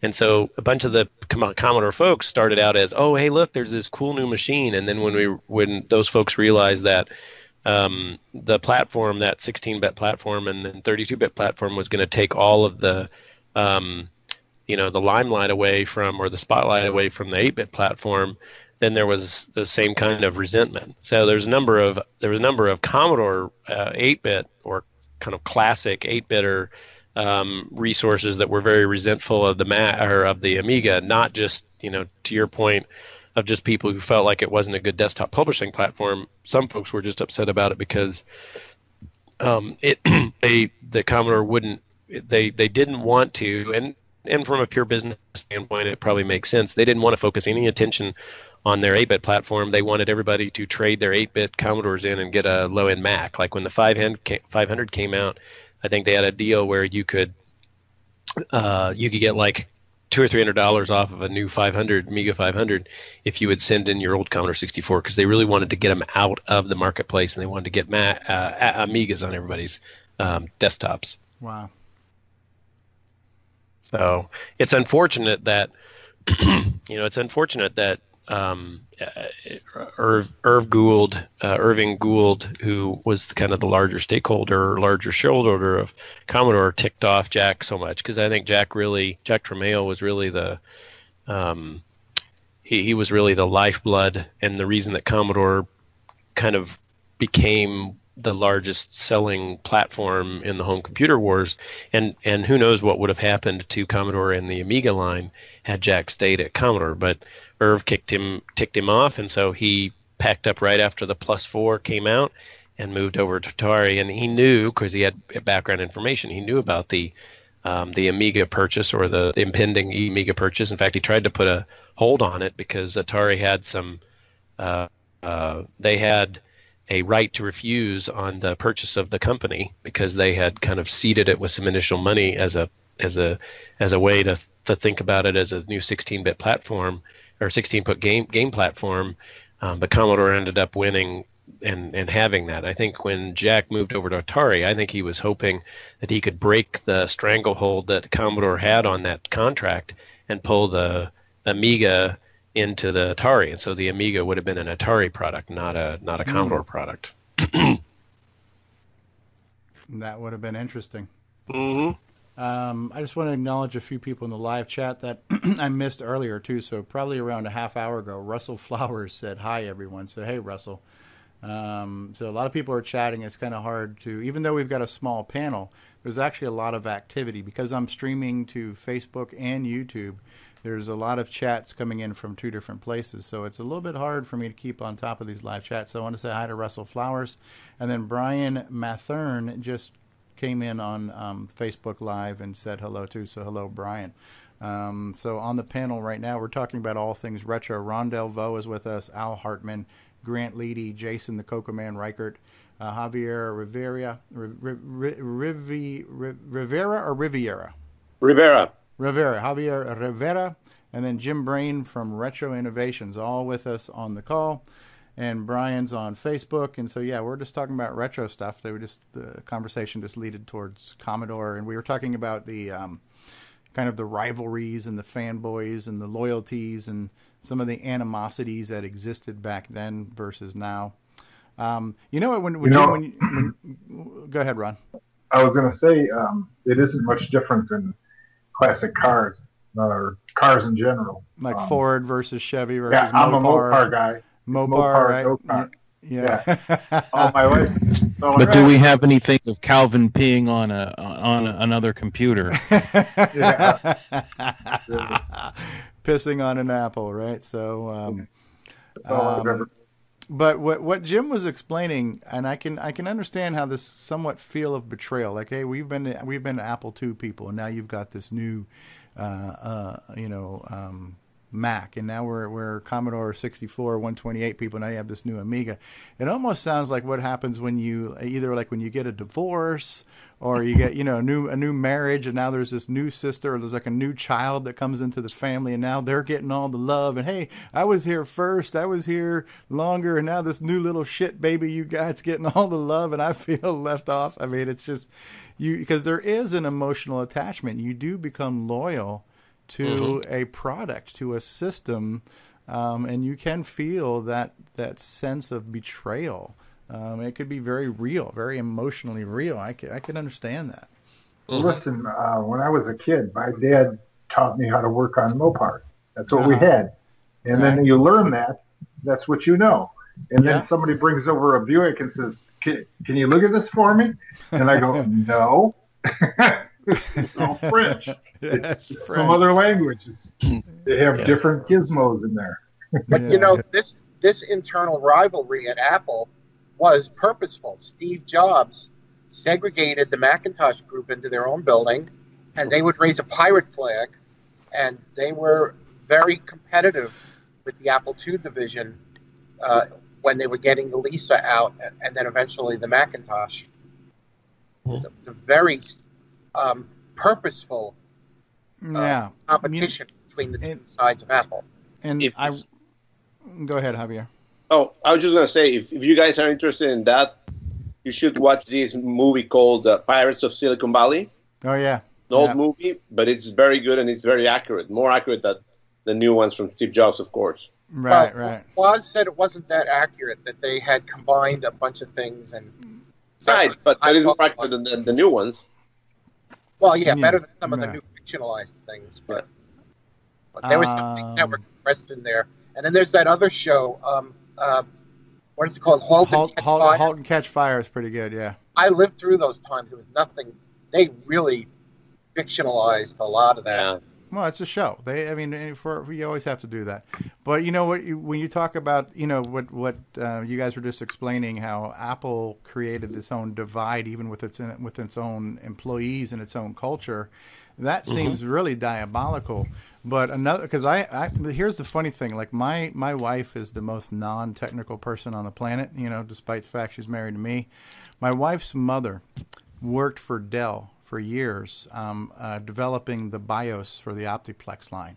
And so she used to write Dell BIOS in assembly, and knows how to do that, but doesn't know how to operate a computer, And her and her husband, they both worked for IBM. IBM had a plant in Boca for years, like we're off of Yamato Road over by like kind of Boca del Rey kind of area, and a lot of DOS was worked on in Boca. A lot of early versions of DOS that would become Windows 95 and some OS2 stuff. A lot of that stuff was developed in Boca Raton, and so these my in-laws were both former IBMers on developing software, and they were saying that internal to IBM, that when IBM came out with the PC, that the people who worked for IBM were very much against that PC. They didn't want to support it. They were going out of their way to not make it successful because they were still living on the legacy of IBM just being this big iron company. We make big machines. This personal computer thing is a joke. And so internally, they were almost kind of self-destructive philosophy towards making this new product that was almost like it was set up for failure before it launched, Hey, well, did the people that made the CoCo, and they were making other computers at the time, did they have the same hand in the CoCo as they did in like Model 1, 4, 3? Were all those people a mixture, or did they have divisions? That's a Tandy question, and I don't know that I know the answer to that. I mean, I think some of that's probably in Boise's book, but I would say that they were probably definitely the Z80 line was a different set of engineers than the CoCo line.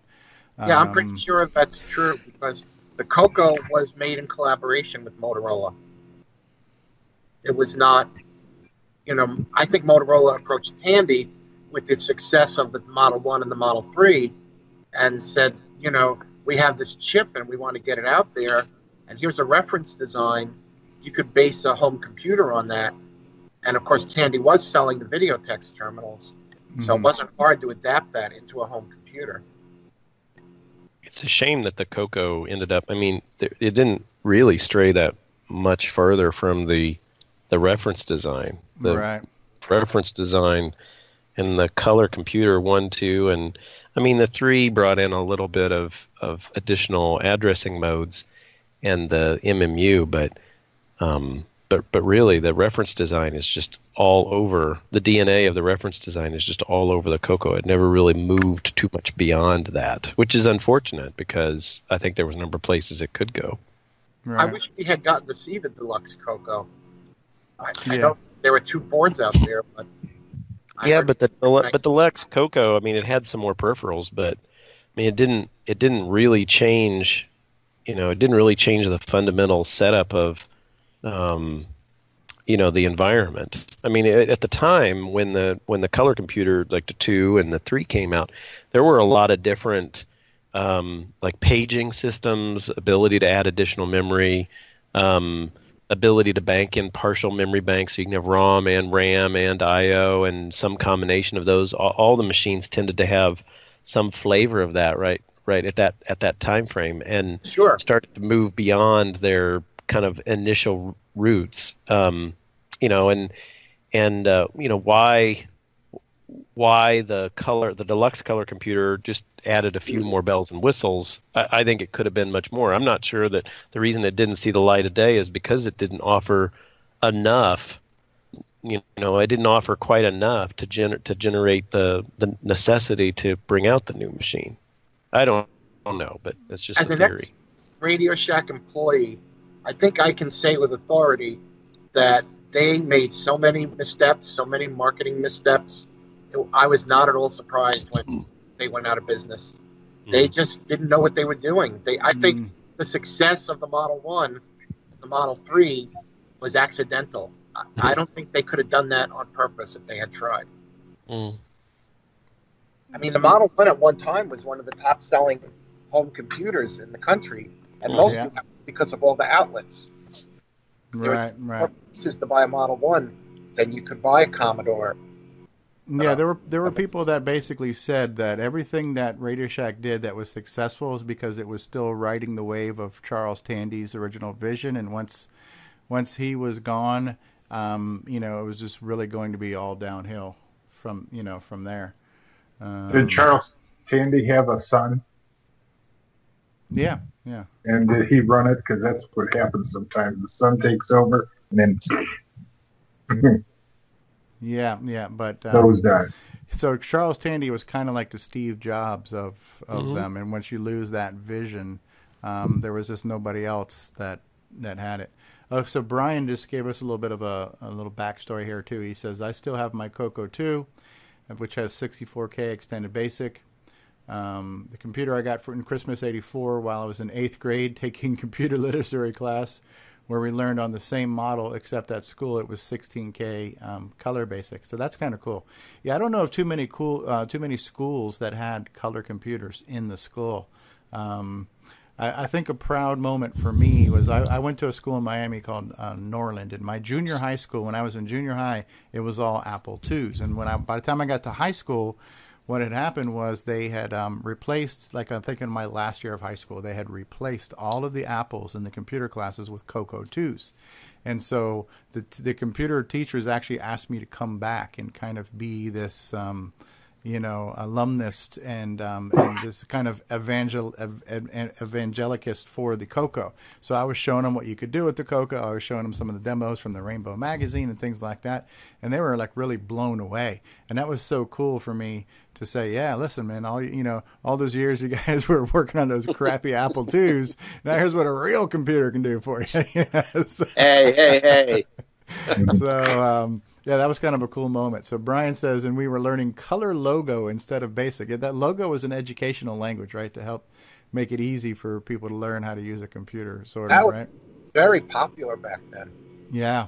I have a CoCo 1 with the Rochester school system sticker on it.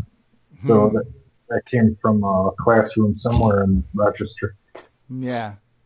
So logos was supposed to, what do you got there, Javier? Apple II logo. Apple II logo, huh? Not too long ago, it was like later last year, our foreign correspondent Nick Marentes was at the Australian K-Fest, and they actually had a physical turtle. It was like a robot dome turtle connected to a serial port, and you could run logo commands onto it and actually move the physical turtle around in the real world. So it was like if you think about it, it was like a augmented reality before that phrase was even coined, but there was an actual like motorized turtle that could be programmed in logo to move around and stuff. They had back then for the Apple II. Yeah. The color computer never had that, but the Apple II version did have the kind of robotic turtle. Yeah, but it was not wireless; it was wired. Yeah. It was on a harness. Yeah. But just think about all the platforms that never even made it into an educational system, right? I didn't know that color computers were made inroads. I knew there were a lot of Apples. I knew some places had Commodores. I don't know if there were Ataris in classrooms or not, but I'm pretty sure I never saw Coleco Atoms in an educational situation. And TI 994As, I don't remember them being very prevalent in the education system either. And the Ataris were used in education. Here we go with my history. I used to work for a company called Lawrence S. Epstein Associates, who was the East Coast distributor for Corvus drives. And one of our clients was Fordham Preparatory School in the Bronx. And there was a teacher there, Father Nick Lombardi, I think was his last name. He had a whole computer lab set up with Atari 800s running Corvus network, and he wrote custom software that taught Latin and one other language. I can't remember the other language. And it was all written on Atari 800s. Corvus hard drives. We ran these flat cables. They look like hard drive or floppy cables. The flat cables through the ventilation system. It was a horrendous install, but it was like our gem of an install. And the adapters to run the hard drives would run through the joystick ports. That was the very largest install. I forget how many. He had about 200 Atari 800s network, because you could run up to 255. So he had two separate classrooms with 100 in each classroom running hard drive. I think it was really smart on Apple's, because Apple got in early. I don't know what type of deal they made with public schools, but in at least in Southeast Florida, I grew up in Miami, Apple IIs were everywhere. All the schools had them. So I have to think they had to have made a deal.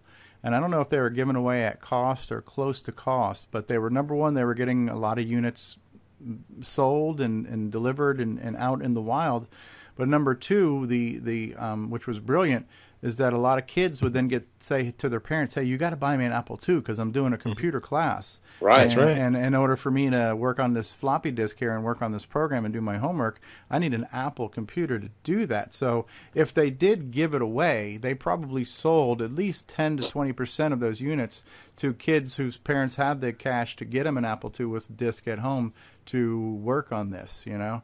But Apple was really brilliant about getting in the public schools. And I don't know if there was a lot of profit margin there or not, but it was a great move that helped solidify the brand and the company, you know. Well, Oregon Trail, disguised as an educational program, probably sold more Apple IIs than just about anything else. Yeah. Carmen Sandiego too. It's kind of educational, right? So. When I was in high school, in '69, they had a IBM Selectric set up. It was attached to a mainframe somewhere, and the monitor was the paper coming out of it. It had the ball, that went back and forth. And we played Hangman and stuff on that. And back then, computer was always thought to be something an institution would have, not a personal person. Right. I mean, so when I was 14, like when you guys were 14, we just had the exposure we had was those cards, in a rack. Computer class my wife went to, she was 2 years younger than me. She learned how to program a box of cards, and not drop them. That's something I've never done. I've got a box of unpunched punch cards here, but I've never had to submit a program with punch cards. In 77, when Radio Shack came out, there was no way for me to see any other computer except going to Radio Shack and seeing their computer in the window. And it was amazing to see an actual computer that you could own at home. So you go in there and ask the guy, could you show us how it works? And they, either be busy trying to sell it and they say, can't do it now, you have to come back. And come back when they were slow. Come back when they're slow, and then he'd show them.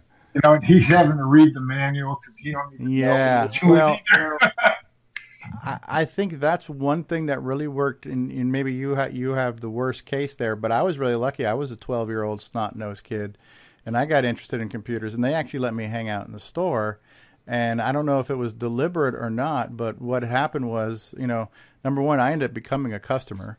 Number two, I was learning about the system, which was actually helping them sell systems. So, I started hanging out at Radio Shacks when I was 12. I didn't get a job there till I was about 18. So they had 6 years of me being an uncommissioned salesperson where I was hanging out doing the demos of the machines, answering questions, showing how to make software, how to use software.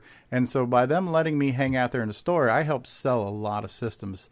I don't know that you could have done that at a Sears with an Atari system. They wouldn't just let a kid hang out there and beat on that thing and program in it and learn how to use it.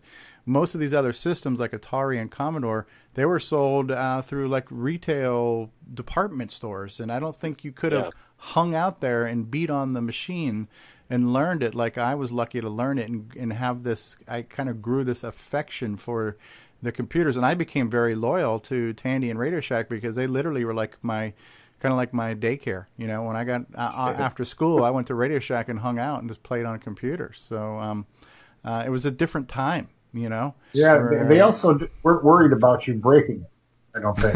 You know what I mean? Like today's kids, they pick up something and, start taking it apart. Yeah. I started out the same way. When I bought my first Model 1 at 17, I drove the salespeople crazy asking questions, and they couldn't answer the questions. And at some point, they were sending people to me, giving out my phone number to answer questions, and I ended up getting hired by the store. Person. Yeah, I mean, I was told all the time when you turn 18, you got a job here, kid. So. Well, I bought a Model 1 because I was at a Star Trek convention in Manhattan, and a guy had a Model 1 set up on a table, and he was demoing his version of Super Star Trek.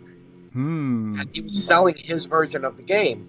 And I said, give me your card, I'm going to buy this. He says, kid, you're never going to buy $1,000 computer just to play this game. I did the 1978 version of, here, hold my beer. And within a year, I had a Model 1, and the guy never sent me his information to buy his game. So I ended up buying David Al book and typing in Super Star Trek from the David Al book, which I never got working. The only way I got a working version was I downloaded it like 10 years ago, but the one I typed in I still have on tape never finally worked. I never fully debugged it. But then we need to fix that. You need to get that and post it somewhere so we can help you get it working for you. There you go. I was at a Radio Shack sales meeting because I was a store employee, and I said, listen, you guys should have a Radio Shack table at every Star Trek convention and demo the machines, because that's why I bought a Model 1. At the Star Trek convention, the people there are very much into technology and computers. Sure. And they called me a space cadet.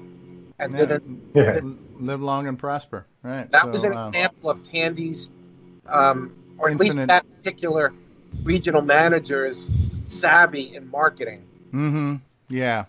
Well, if you think about it now, anytime a new movie is going to come out, like especially to do with like Marvel superheroes and stuff, like they debut at Comic-Con.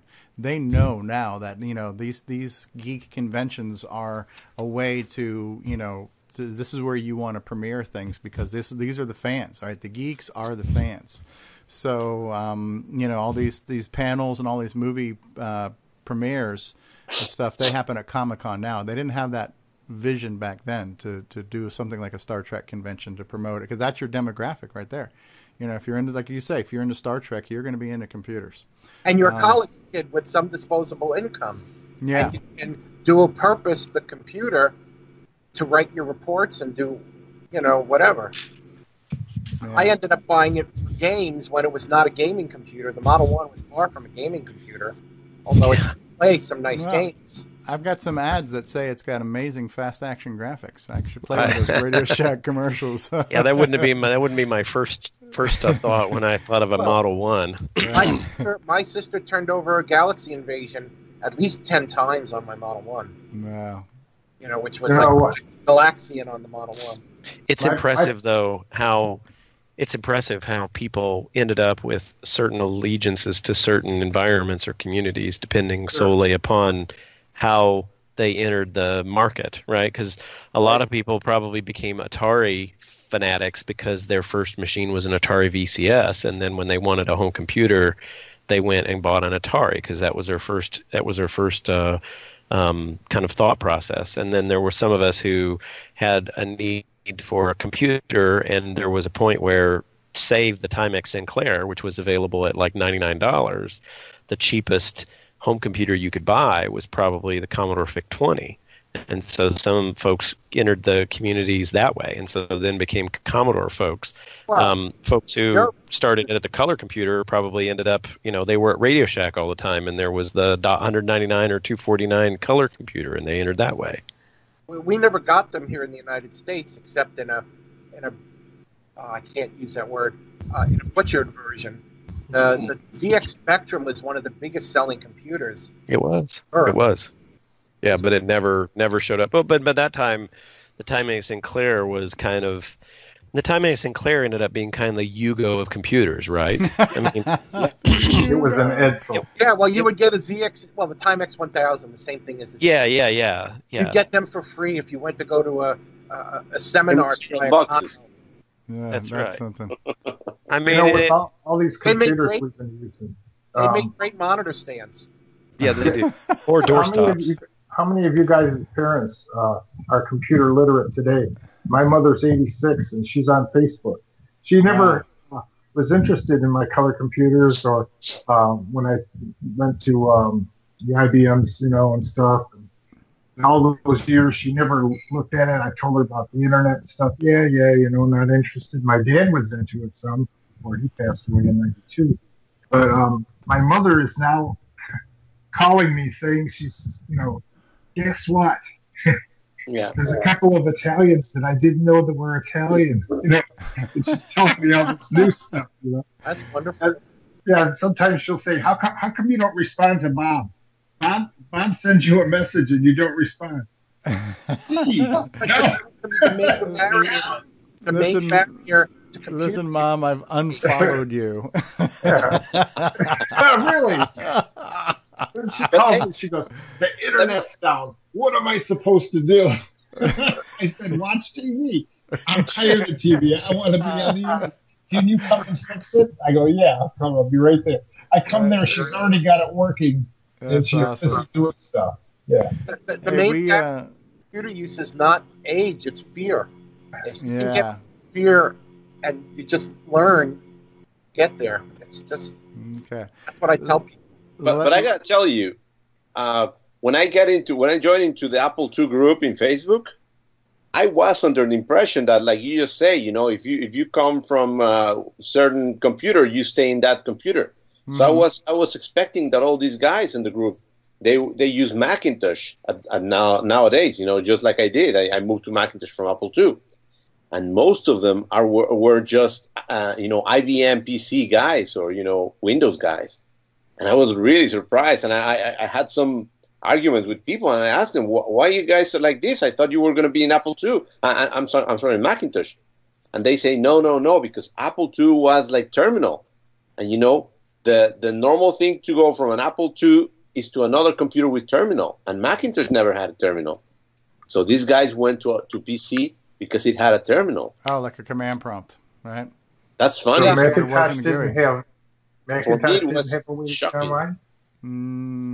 Well, the Macintosh started off as a strictly GUI-based operating system. The original Mac OS, there was no terminal. Never had a terminal. There were terminal emulators where you could use a modem, but there was no command prompt. The Amiga had a terminal, command line interface. Yeah, because it was like Windows in that there was a DOS, Amiga DOS, and then on top of that was the graphical workbench. Well, I think the big thing to understand is the Amiga, the chipset for the Amiga had a text mode, right? There was an 80 by 25 mode, an 80 by whatever mode, right? The CoCo had text modes. The Commodore had text modes. The IBM PC started out in a text mode. There, underneath all that VGA and everything else, there's an 80 by 50 or an 80 by 25 or an 80 by 43 text mode. There is no text mode on a Mac. None. Yeah. Right? None. That's right. None. I worked for this guy for the Brooklyn school system. He wrote software to teach autistic kids basic skills. And we had started out together on the Apple II version. Then I ported that to Quick Basic on the IBM PC. And he wanted me to port that to the Mac. And I kept explaining to him, we can't port this to the Mac as an exact duplicate of the PC and the Apple II versions, because there's no text mode on the Mac. You can't make a text mode application on the Mac. If I put this to the Mac, I've got to redesign a new graphical interface, and everything has to be done with the mouse and minimal keyboard. And he fired me, and then a year later he hired another programmer who finally convinced him of it, and then he ended up porting the Windows version to a graphical interface version that looked like the Macintosh. It was so easy at the time. I just wonder if, Burrell, who did a lot of the original designs for the Macintosh, I forget his last name or his first name, but he was the one that laid out the boards and whatnot and did all the graphics and the setting up the memory and the processor and everything else.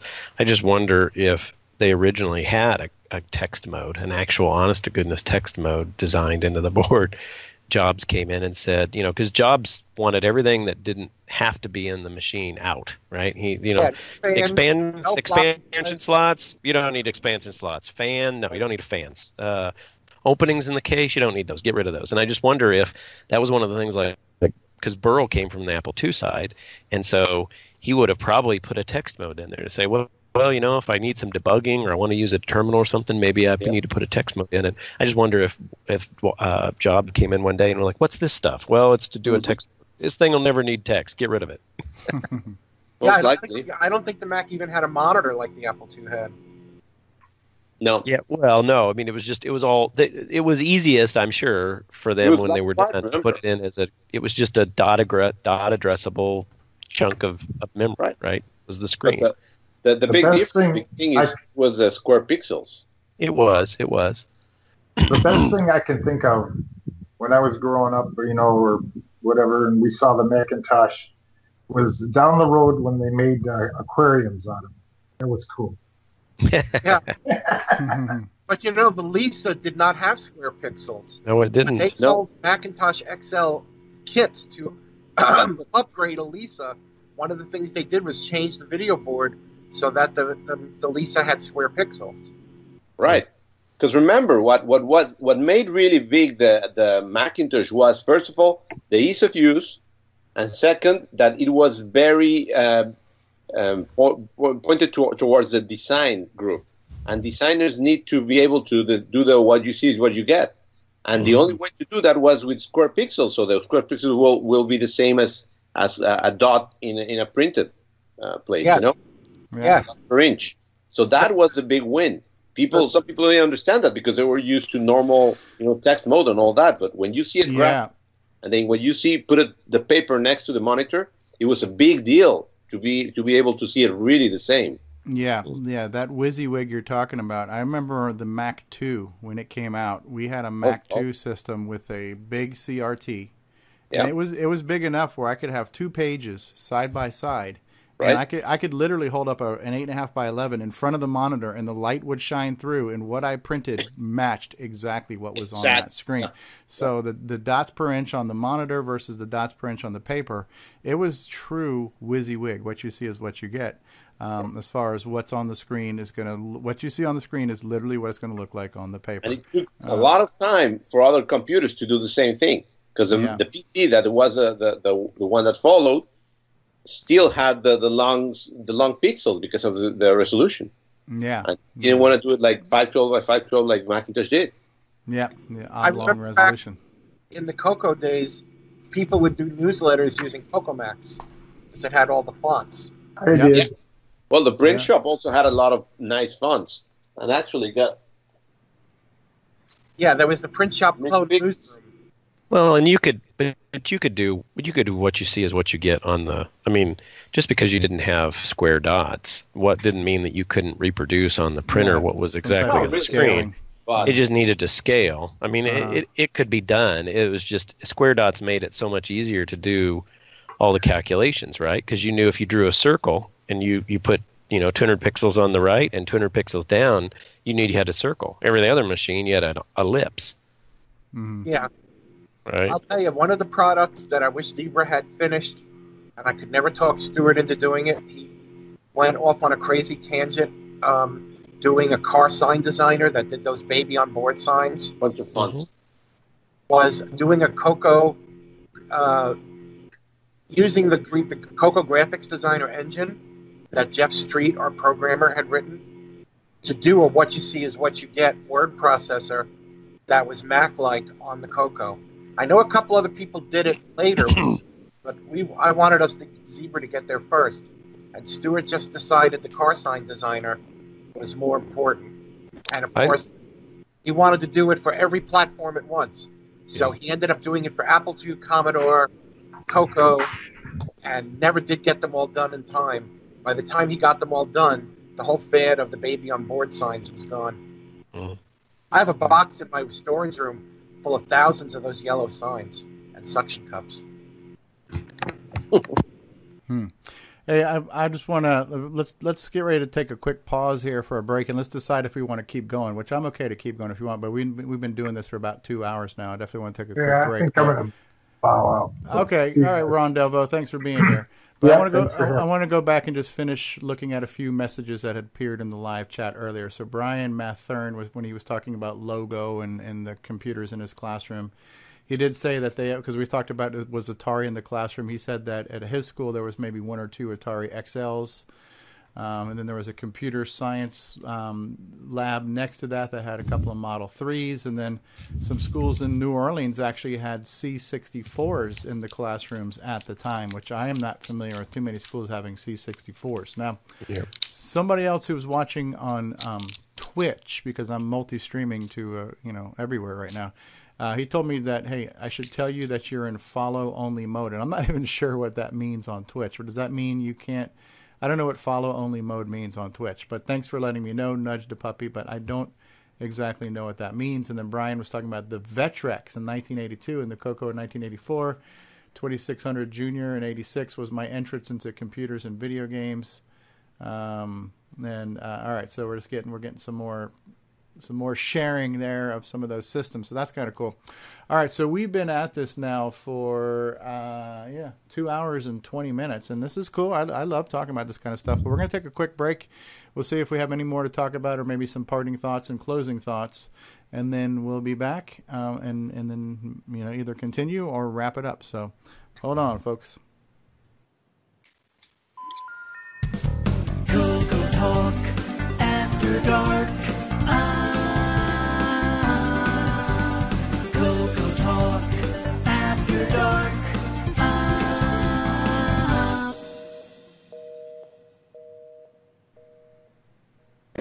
Hey, this is Eric, and you're listening to CoCoTALK.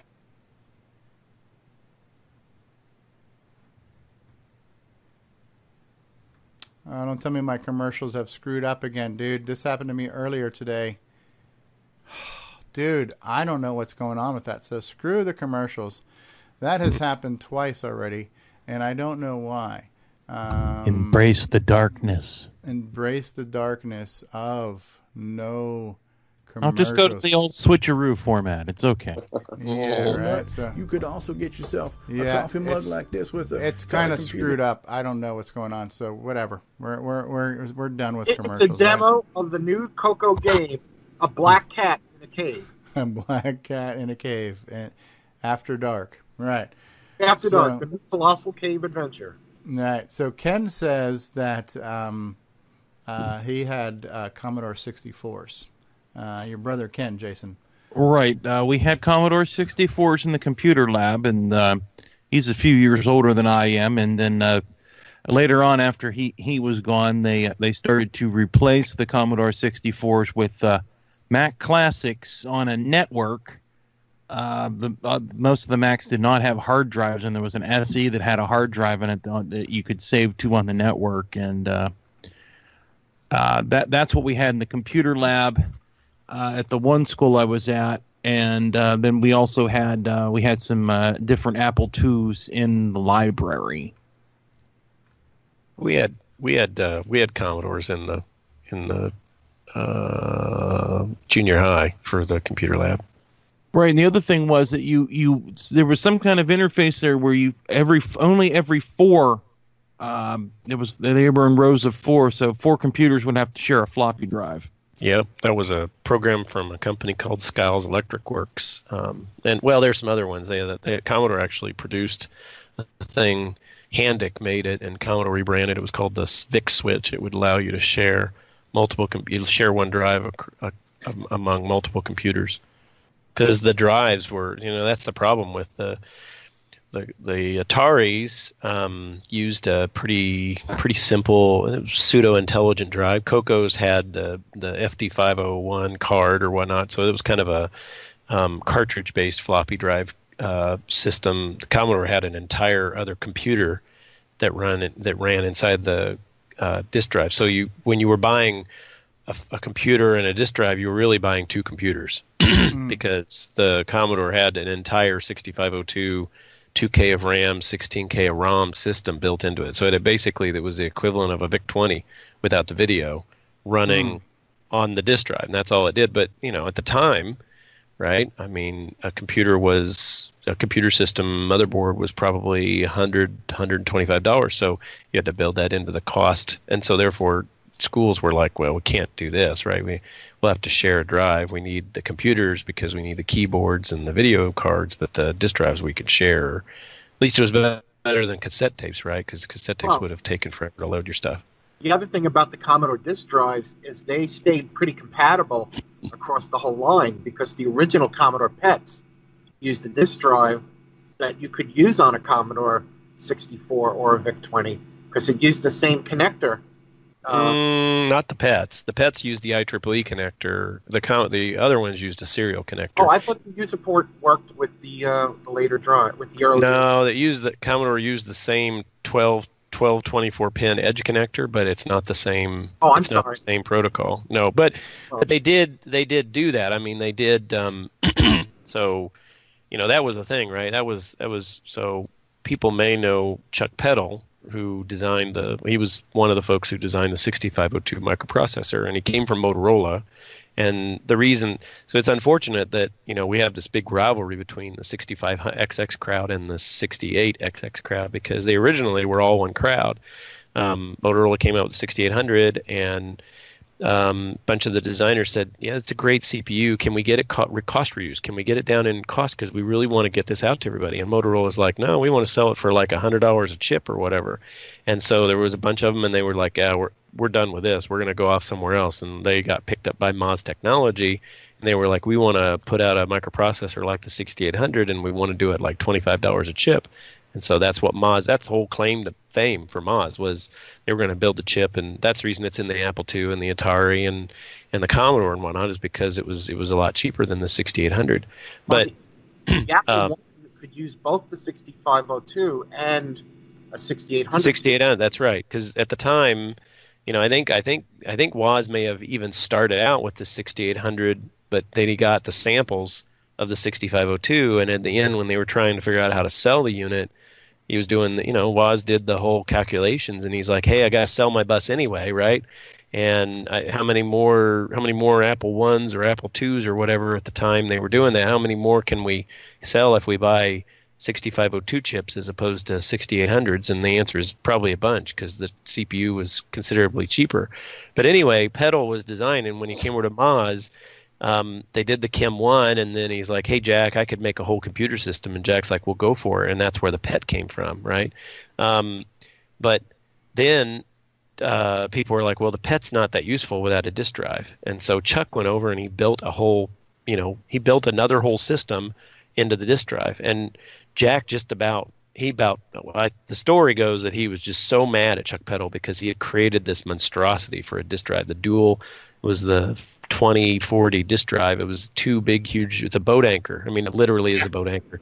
And it had this big, huge IEEE connector. And the reason it did is because I think Chuck was familiar with the Hewlett-Packard diagnostic equipment, like logic analyzers and oscilloscopes and whatnot. And at the time, Hewlett-Packard used this thing called the Hewlett-Packard Interface Bus, which was this big IEEE connector. And so Chuck designed that same protocol and whatnot. At least at the low level, he used the same kind of protocol to interface the computer to the disk drive. So the disk drive was atrociously expensive. The PETs were atrociously expensive. This cable was atrociously expensive. And so when Jack decided he was going to do something that was cheaper, they were trying to come out with a color PET and some other things, and Jack's like, no, I want to put a computer in everybody's home, and it needs to be like $300 or something like that. And when they did up the bill of materials and they realized that big, huge connector and the cable and all that was going to add a lot of cost to it, Jack was like, I don't want any of that cost. Get rid of all that cost. And so then that's when they went to the serial-based kind of drive communication they had. But the problem, and it's documented, but they were going to originally have it so that it was as fast as the IEEE connectors, and the PET drives run really fast. And so it's obvious Commodore knew how fast disk drives could be and transferring data over. But through a bunch of stupid, accidents and miscommunication and whatnot, we ended up with the Commodore drives, the serial-based drives that we do have, which are atrociously slow, which is what requires Jiffy DOS and all the speed-up routines. And it made the Commodore, Commodore had the great graphics and the sound and whatnot, but usually was mocked by the Ataris and the color computers and whatnot because the disk drives were so incredibly slow, even though they were intelligent. The only drive slower than the 1541 is the Atari 810 drive. Those things are slow. Yeah, that's true. There was a parallel board you could put in the 800, and you could run parallel. I think it was called the ATR 8000, and you could run regular drives like a CoCo on an Atari 800. Yep. They were blazing. So yeah. I think it's really cool that you guys didn't the color computer the TRS 80 Model 1, 3, and 4 group, the color computer group, the TI-99 4A crowd, none of them had to suffer through the really slow disk drive times because it was interminably slow. I mean, 300 bits per second or whatever. It was just, it was terrible. Because Tandy went in with Tandon and opened up a plant called Texas Peripherals, and they were making their own low cost-reduced Tandon disk drives, and that's what the CoCo went to, and what the Model 3 and Model 4s went to. And Tandy just wanted to keep the same drives because they had the production lines already going, and the more drives they could make that were the same, the least expensive, they could make more profit. What people tend to not realize is that it is true that the Commodore drives are all like the serial drives and the IEEE drives. All the IEEE drives use the same, so all the PET drives use the same IEEE connector, and they all do IEEE 488. And all the home computer drives, so the Commodore VIC-20, the 64, the Plus 4, the 128, and all those machines used the serial bus. The Plus 4 had another drive that you could buy for it, but it also supported the serial drive machines, and they all would support the this serial protocol. But what people don't realize is that the original drive came out with the VIC-20, and it was really expensive. It was as much as a VIC-20 to buy because it was essentially another VIC-20. And it was atrociously slow. So we've already established that fact. But when they went to go and put the Commodore 64 together, they realized late in the production cycle they were just going to reuse the VIC-20 drive, right? It had already been designed, and the Commodore 64 was going to use all the same peripherals, same cassette tape, same joysticks, same disk drives or whatnot. And then at the very end of the cycle, they realized that the disk drive wouldn't always work. And what they realized is that as slow as the disk drive was, it was still too fast, and so they had to slow it down. And so the Commodore 1541 drive, which is what everybody remembers, is actually a slowed down version of what's already considered one of the slowest disk drives in the home computer market. I read that there was a bug in the serial interface chip. It was the VIA chip in the Commodore VIC-20, the Moz. So Moz had the 6522, which is the versatile interface adapter. It's like the 6821 or 6822 Motorola line. Because if you look at the Motorola line and the Commodore line, like all the chips are like they're like mostly equivalent. Like there's a 6X22 and 6X21, and they basically provide the same thing: peripheral interface adapters, versatile interface adapters, same kind of thing. But yeah, there was a shift register bug in the chip, and the people in the PET days knew about it, but they forgot to tell the home computer folks. And so there went your fast disk drive speed. It didn't get fast again until they came up with the 128, which they basically had fixed the bug by that time.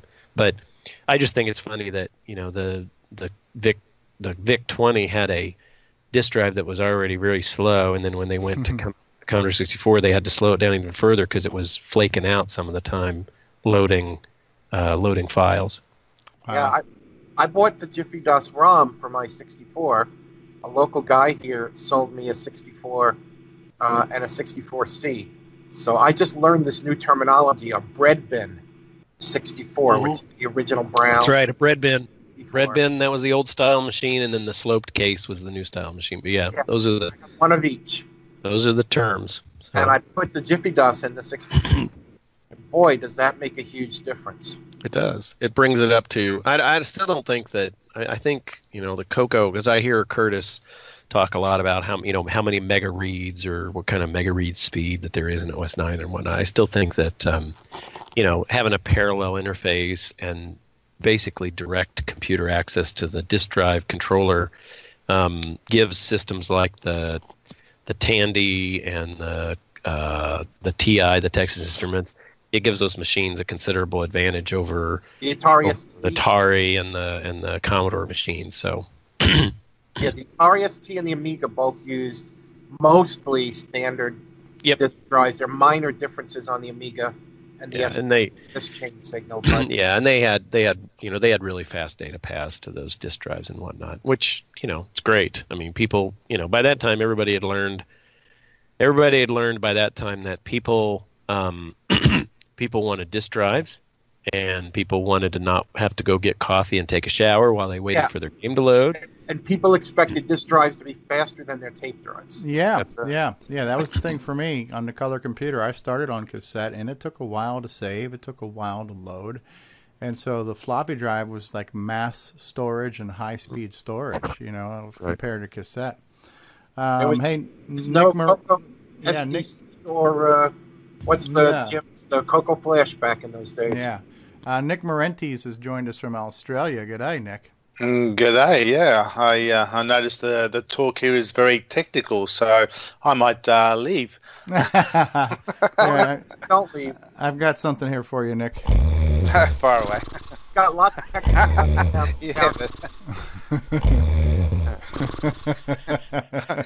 It's not that troll again, is it? No, actually, the troll's been providing valuable contributions today. So. Hey, wait a minute. I represent that remark. Where's David Ladd when you need him? That's right. We need him. Hey, so Jim, did you answer all of Ken's questions? Ken was saying, is a stock 64 drive faster than a cassette? Yeah, I told him it's just barely faster. So yeah. I think the stock cassette was like maybe 100 it's probably 150 bytes per second or something. I think the stock disk drive was like 300 bytes per second. So, so maybe twice as fast, but still, you were expecting orders of magnitude faster when you got to the disk drive over the tape deck. The Model 1 was 500 bytes per second, I think, and then the Model 3 was 1500. Maybe. And the CoCo was faster than the Model 1. Mm-hmm. Mm-hmm. Yeah. Well, and they had things like, I mean, everywhere in the, early in the day, because disk drives were really expensive. I mean, a disk drive would set you back $250, maybe even $280 if you were buying one of these intelligent drives. And so people had to really work hard to decide when they were going to buy a disk drive. And so for a long time, there were things like Compute Magazine, right? Everybody remembers Compute Magazine, and Compute's Gazette, which was a splinter, one of the splinter sister magazines or whatnot. And they had things like Turbo Tape and Fast Tape or whatever, and they would store the encode stuff on the tape in a faster format or a quicker format so that you can get that basically Turbo Tape, I know, was their big claim to fame was now your tape's as fast as a disk drive, actually faster than a disk drive, a stock disk drive, which was, that gave a whole new lease on life. Because at the time, a cassette drive, one of the cheap cassette drives was maybe $40, $45, $50 maybe, whereas a disk drive was $250. So there was a considerable amount of, and most of us were still in our teens. We didn't have much discretionary cash. Sure. So that was $200 you didn't have to cough up, and that worked for a while. But then when you got things like the Tandy Color Computer 3 and whatever, and you had all this memory and you had to fill it with stuff, then the cassette became useless. But you CoCo guys didn't have this problem that we had in the Model 1 days, where loading a cassette was a big problem because you had to constantly clean the heads and adjust the azimuth. There was a guy that made something we sold at Zebra called a Winky board, and there would be two LEDs that would blink with the cassette loading, and it would clean up the signal, and you would adjust the azimuth on the head so that the one light stayed bright and then the other light would blink. And if you adjusted it just right, you would get a good load every time. But obviously Tandy fixed the cassette loading circuit later on, and CoCo tapes loaded much cleaner without problems, even on the same cassette recorder. It was always because the color computer used sine waves to generate the pulses on the tape, which are more reliable than the old square waves that the TRS-80 used. Right. Yeah, Nick did a lot of programming for the TRS-80 back in the day. Yeah, my TRS-80 had the original ROMs, and it got stolen. And when the guy stole it, he took it to the repair center, and the guy ripped out my original ROMs, and he put in the later ROMs, and he ripped out my cassette modification, the XRX modification, so that my Model 1, I had to reverse it, put it back the way it was, because I preferred the XRX to the later ROM that kind of changed the ROM routine.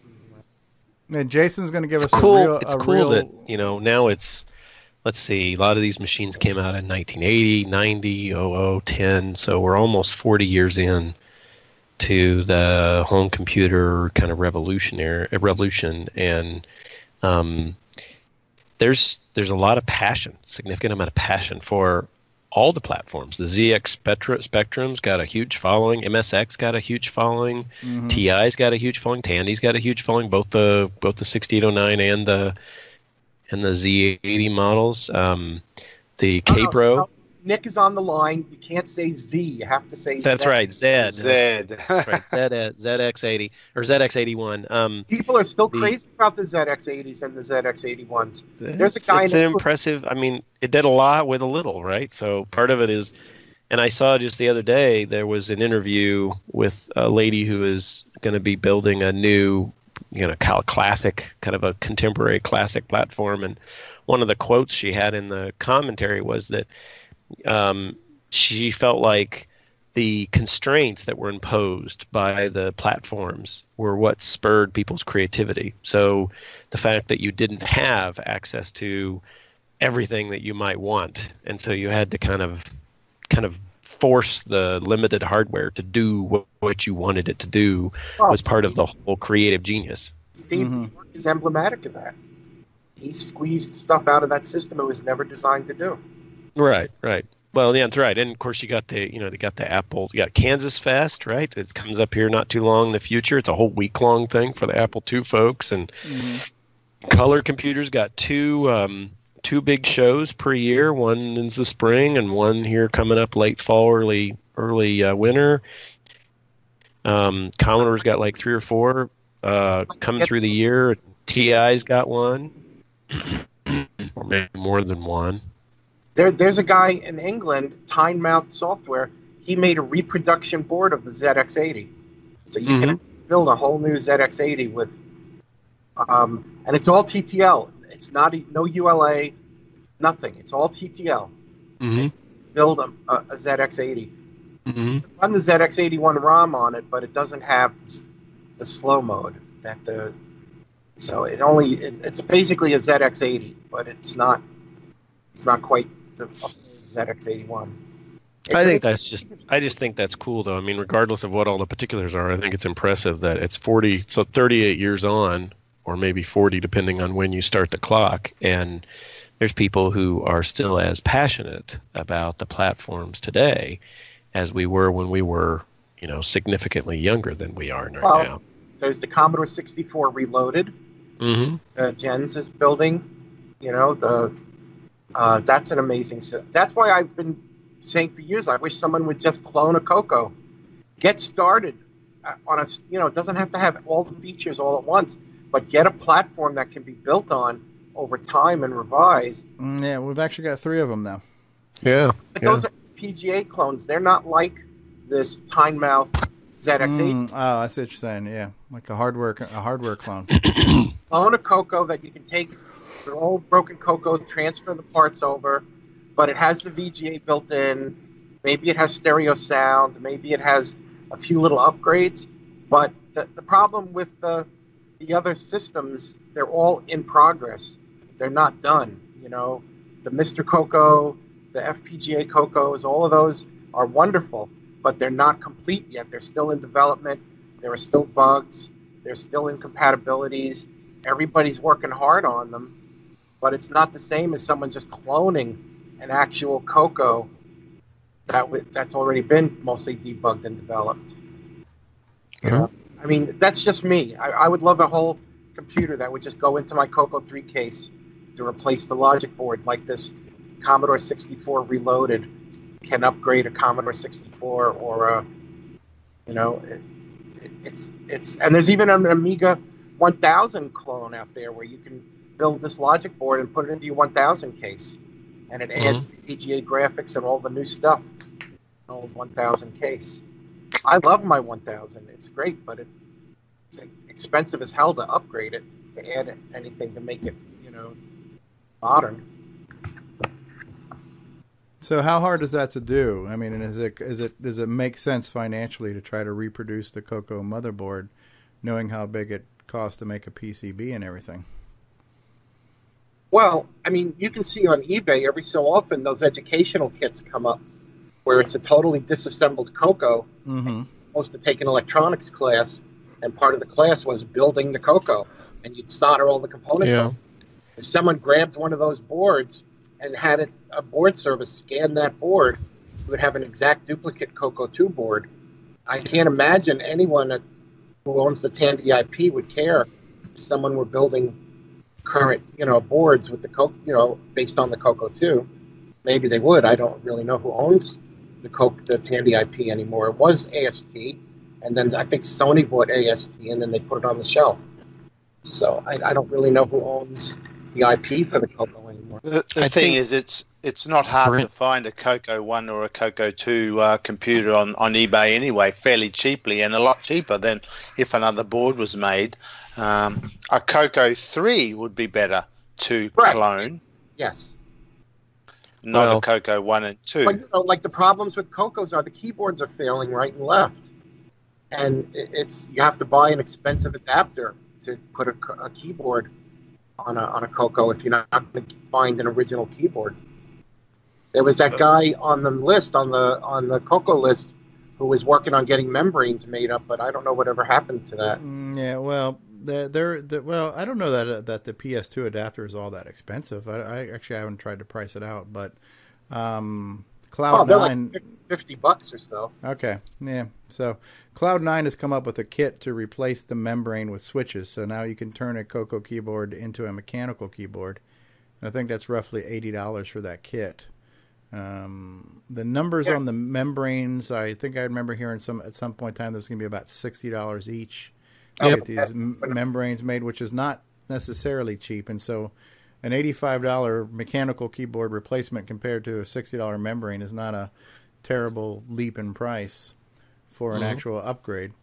I think the key, though, is for things like that, to answer the question, I really think it has more to do with if there was enough people. So if there were 100 people, or let's say 70 people, there were 70 people out there that said, if you could put a motherboard together that had, probably the cool thing would be is to have a CoCo 1, a CoCo 2, and a CoCo 3 with probably an FPGA or CPU, probably an FPGA implementation of the gimme. If you would put that on a motherboard, we would slap down $150 or something to buy that, and it would fit in an existing, like a CoCo 1, 2, or 3 case. I think you'd be done. I think the key is somebody to come and maybe corral those individuals who cared for such a thing, and to say, this is what we want, and then put together a realistic list of things that it should have, and then be done with it. Modern keyboard, right. Integrated CoCo SD. The problem, what I hear, though, it happens on the list from time to time, is somebody will bring up the idea of doing something, and then the conversation will splinter into like 20 different variations, right? And so then when it splits into those 20 different variations, then the person who started it out is like, oh, this is too complicated, right? I wanted to get to one design so that I had a chance of building it. And then there's like all these people. No, we're gonna need. I want. Yeah. Well, that's right. Like that whole thing that I got in trouble with over the multi-pack. I just wanted a simple multi-pack to start with, and then later revisions could add a sound card or could add other things. But I just wanted a debugged and working clone of the multi-pack as a starting point. I was never intending for that to be the end point of it all. I just wanted something as a starting point, and then people could make it better. And that's where I'm saying with a CoCo, let's say call it a CoCo 4, or whatever you want to call it, a CoCo Plus, or maybe appropriate the deluxe CoCo name. If it was just a CoCo compatible with VGA output, so you could use a modern monitor, a PS2 keyboard, an SD card slot. People don't even want floppy drives anymore. All right, no floppy controller, maybe built-in drive wire, and that's it. A nice, start with something simple, and then later on you can do revisions, or you could put a mezzanine slot, like I think Nick wanted. Put a mezzanine slot in so that later you can add things to it by plugging in mezzanine boards. Yeah, I agree. That would be great. I think it's coming up with getting a finite set of things that people can agree on. Enough people can agree on for all the platforms. It's not just that's not specific to Tandy or CoCo. It's just that's what it takes. And then once those people are engaged, then the product will materialize. Right, yeah, that 64. That new 64 Reloaded as a model to emulate. I mean, that's exactly what I want to see happen in the CoCo world. Drop in replacement logic board for a C64. It's amazing. Now, isn't one of the hurdles, the ROM copyrights like Microsoft and Microware? Well, in these particular units, what they are doing is, so there's two what he's talking about. There's two different Commodore 64 kind of refreshes. One is called the Commodore 64 Reloaded, which is it just has a bunch of sockets, and then you just actually in that particular case they've actually licensed the ROMs from an individual called Cloanto. They've got a licensing agreement with the SCOM or Tulip or whoever owns the the Commodore intellectual property. But you can do the same thing just by putting a couple empty ROM sockets on the board and saying, hey, dump your favorite ROM on there.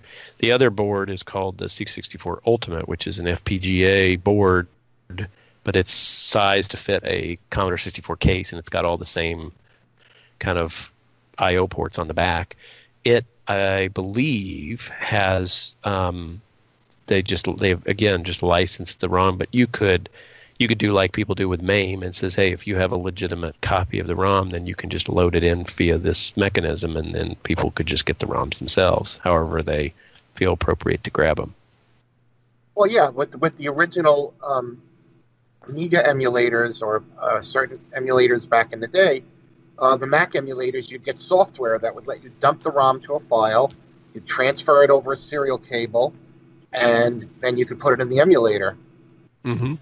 Yeah. You know, there was, Nick might know about this. There was a company in Australia called Outbound that made a Macintosh laptop, and you would take your ROMs out of your Mac Plus and put them into the Outbound laptop, and that's how you would turn it into a Macintosh compatible. No. I don't know about that one. I do remember a board for the Amigas called the Implant. Right. And you plugged it into the Amiga, and it was a Mac emulator in hardware, but the ROMs, you had to take the ROMs out of a real machine and plug them in. Implant was micro... I can't remember the name. It's Jim Drew, who did Fusion PC for the PC, which was a software emulator. It's pretty well been superseded because Amigas have become much faster, or became much faster, and you could emulate the Mac via software. You didn't need the hardware acceleration. But yeah, there's an AMAX 2 cartridge on eBay right now. Oh, really? Get the money for. Yeah, which is the same idea as the Magic Sack on the ST or the Spectre 128, which would let you plug Mac ROMs into the cartridge port, and then the software would do the rest. I think what I would like to see, I mean, since kind of we always end up in this whenever we get together and chit chat about stuff, but people continue to focus on, okay, we'll make a better CoCo, so the Mister or CoCo on a chip or CoCo 3 FPGA or whatever, and they're concentrating so heavily on making all kinds of improvements to the CoCo. I think the community at some point is going to have to consider the idea that maybe there needs to be some overlap between the communities. So what would be the value of attaching a 6809 processor or OS 9, right, to a Antic chip or a SID or a VIC-2 or whatever, right? What would be the opportunity of hooking a 6847 to the 6502 or the 65816 and the Apple IIgs or whatnot? The dual YM2413s or single or dual out of the Atari ST. What about putting those into another platform like the C128 or the Plus 4 or the Atari 130 machine? It seems to me like at some point we're going to get to a point where we want to start mixing and matching the technologies, right? That's already happened. There's a Nitros 9 board for the Atari 800. Well, and there's one for there's one for the Atari, and there's one for, there's Liber 09, right, for the Atari, and there's the Mill, which is for the Apple II, and so forth. But it seems to me like what we might end up wanting to do is to build either a representation or a place to put all of those particular components in a board, and then have the board be able to software switch those particular components in and out as one would desire to have them, so that people could play around with the idea of having a mix and match home computer system, right? Yeah. Because people always said, well, CoCo is great, it's this awesome, we got OS 9, and then the Atari people would say, yeah, but we got player miso graphics, and we've got this cool sound system or whatever, and the Commodore folks is like, don't tell me about that. We've got the SID, right? So it's awesome. And, then you're kind of just back around and you're back where we were in the 80s, where we're all fighting over the fact that we each have a part of the puzzle. Yeah, I would love to see a SID cartridge for the CoCo. That would be right. Pretty cool. Well, you could. The big problem with all that, though, is no software. So even if a SID came out for the CoCo, well, where's the software to run SID software on a CoCo? There isn't any. No, you're Until right. someone does. It's just a nice hard piece of hardware doing nothing. Yeah, I understand. That's the reason I'm thinking what you should do is you should have a board, and that board has a 68000, a 6809, a 6502, and a Z80 all on the board, right? They're all there. And it's got a bunch of memory, and it's got a SID chip, and it's got a 6847, and it's got a VIC-2, and it's got a YM2413 or whatever. And it has like all the parts of a whole bunch of different machines, like whatever the Atari, I don't know the Atari stuff, but whatever the Atari particular chips are, yeah, the Antic and those kind of things, put them all on the board, and so by flipping a switch or something, you boot up as an Atari, but then you can selectively add these additional components to it. What you're saying is nobody wants to program for it because it doesn't exist, and nobody wants to build it because there's no programming for it. So something's got to happen first. It seems like it'd be easier to put a whole machine together and say, you can have all the favorite parts of your machine that you loved back in the day, but you can optionally turn on the SID. I think that would suggest to people like Nick, if you had access to that and you knew that there were 500 or 700 people out there that had that kind of an environment, you'd probably write a piece of software to play with that because you'd know there'd be a bunch of people that would enjoy it. Or enhance this earlier software. Yeah. But big titles. But again, like have that kind of. Yeah, you're talking about a retro super system. That's right. I'm talking about something kind of like a hardware equivalent of MES, where everything is not just emulated, but a hardware MES system. Yeah. Well, that C64 Ultimate, the Commodore 64, has multiple chip versions for the SID, for the VIC chip. They're all different, and that board used to be you would set jumpers depending on what version of the chip you plugged in. Now he's got it auto detecting. You just plug the chips in, and you just power the board up, and on boot up, it auto detects what version of which chip you've got in, and it configures itself on the fly. Yeah, I'm probably talking. I'm not saying that none of this has been done in any capacity. I'm just saying I think the logical technology's there. It is. Someone has to put it together. Somebody has to put it together. Somebody has to market it, and somebody has to, kind of create it as a product so that it can reach the marketplace and people can kind of enjoy it. Because you're right, Steve. A lot of people are, they're like, I'm not going to do emulation. That's cheating, or that's lame, man. It's either the real hardware or nothing, right? Well, yeah, that's like MIST. The MIST is emulation. That's right. So this would be the real hardware. It's like, hey, you have a real, and you could have a situation where you could have it all implemented in FPGA, but if you want to use a real, use a real gimme, there's a socket on the board, and you could put a real gimme in there. And so when you're done, you could set it up so that it looks exactly and runs exactly like a CoCo 3, and you're good. And you wouldn't have to worry about FPGA cores having exact timing because you'd have the correct CPU on the board. That's right. You would. So anyway, something to think about. Neat idea. Yeah, so Garrett Myers chimed in on Facebook. He says, we need to go back to the S100 bus based systems. It's a common backplane with different personality cards for different systems. Yeah, that's true. That's true. And it was the old school version of that because there's a 6502 card, there's an 8080 card, Z80 card, 68,000 card. Cloned an entire Model 1 on S100 boards. It was amazing. Cool. Yeah. Yeah, I mean it's nice to kind of theorize what would be cool, and as you guys pointed out, the minute somebody wants to suggest this or start thinking about it or doing it, then you get a million opinions, you get feature creep.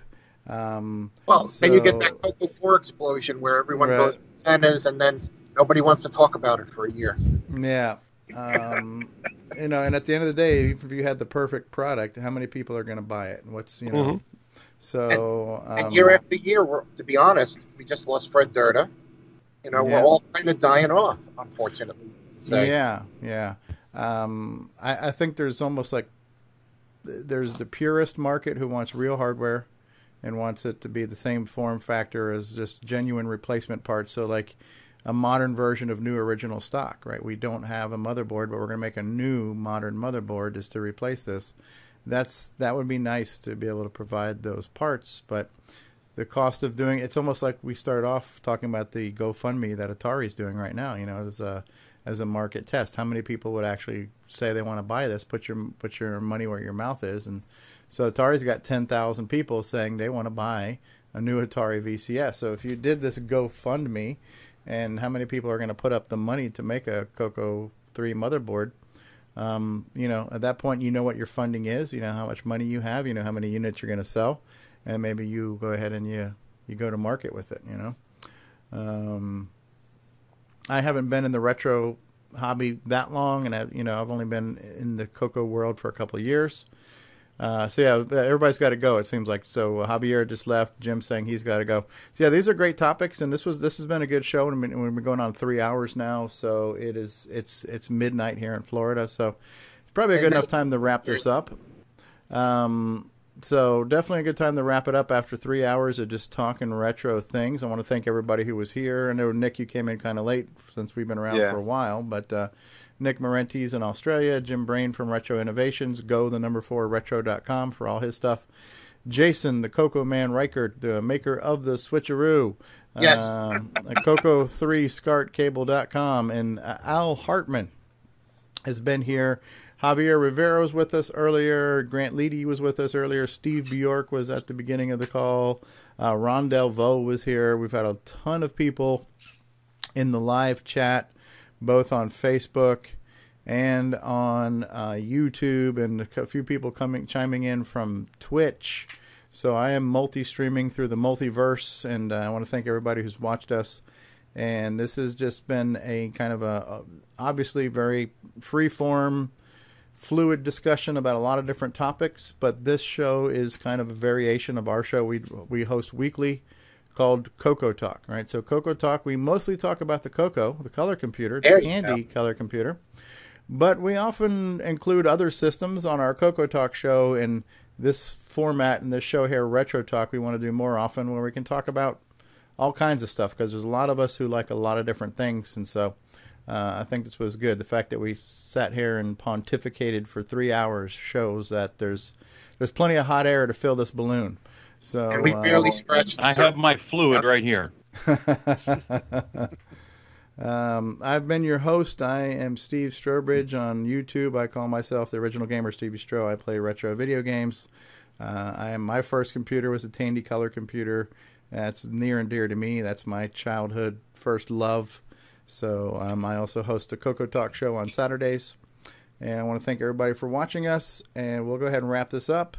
Thanks, Al, for joining us. This is great to have you on the show and just be able to, talk tech. Thank you for having me. I really enjoyed it, and it was really great to meet, at least vocally, all the great people that I've been conversing with on the various boards and lists. Sure. And you got to join us. I don't know if you're free Saturday afternoons, but we do CoCoTALK every Saturday. So yeah, sure. I'll be there. All right, sounds good. All right, guys. So we're gonna wrap this up. Actually, let's just do one more thing before we go. I'm not gonna play any outro or closing credits or anything, but we're gonna promote a world premiere that's gonna happen next Saturday. So, we're very fortunate on CoCoTALK that we get to actually be the launch pad for a lot of products and things that are happening. So there's a new CoCo project that's happening right now in our community that's called CoCo Forever by Bruce Moore out of Canada. And it is a audio drama. So it's almost like the old radio serials, where he's come up with this concept and this story related around the color computer universe. And we've been teasing this for a while, and next Saturday on our show, live at 2 p.m. Eastern, will be the world premiere of the first episode of CoCo Forever. So everybody's going to hear it first, and they're going to hear it on our show. So let me play this little quick teaser clip here of CoCo Forever, and just to get an idea of what this new project is going to be like, and it's pretty cool. So give it a look, give it a listen. How does it feel? I'm still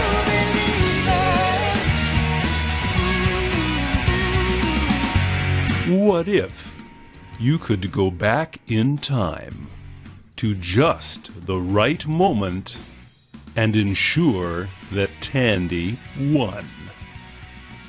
You definitely earned this office. Thank you. Yes, you're too kind. Oh, I'm much happier breaking stuff. Life has been a dream. But what if you went back to the wrong moment? Give me that.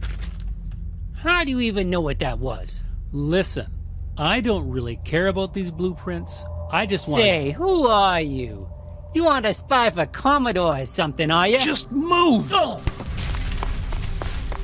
Hey, hold the elevator! Hold the... Stop right there! Whoa, no need for guns, no need for guns! So, Mr. Anders, it seems you have stumbled upon my little secret.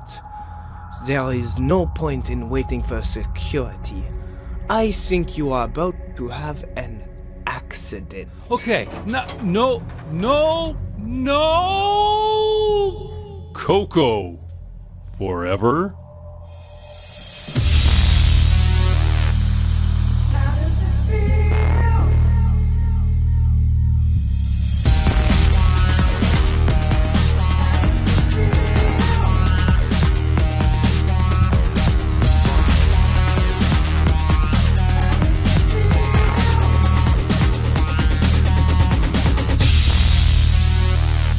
Spring-ish 2018.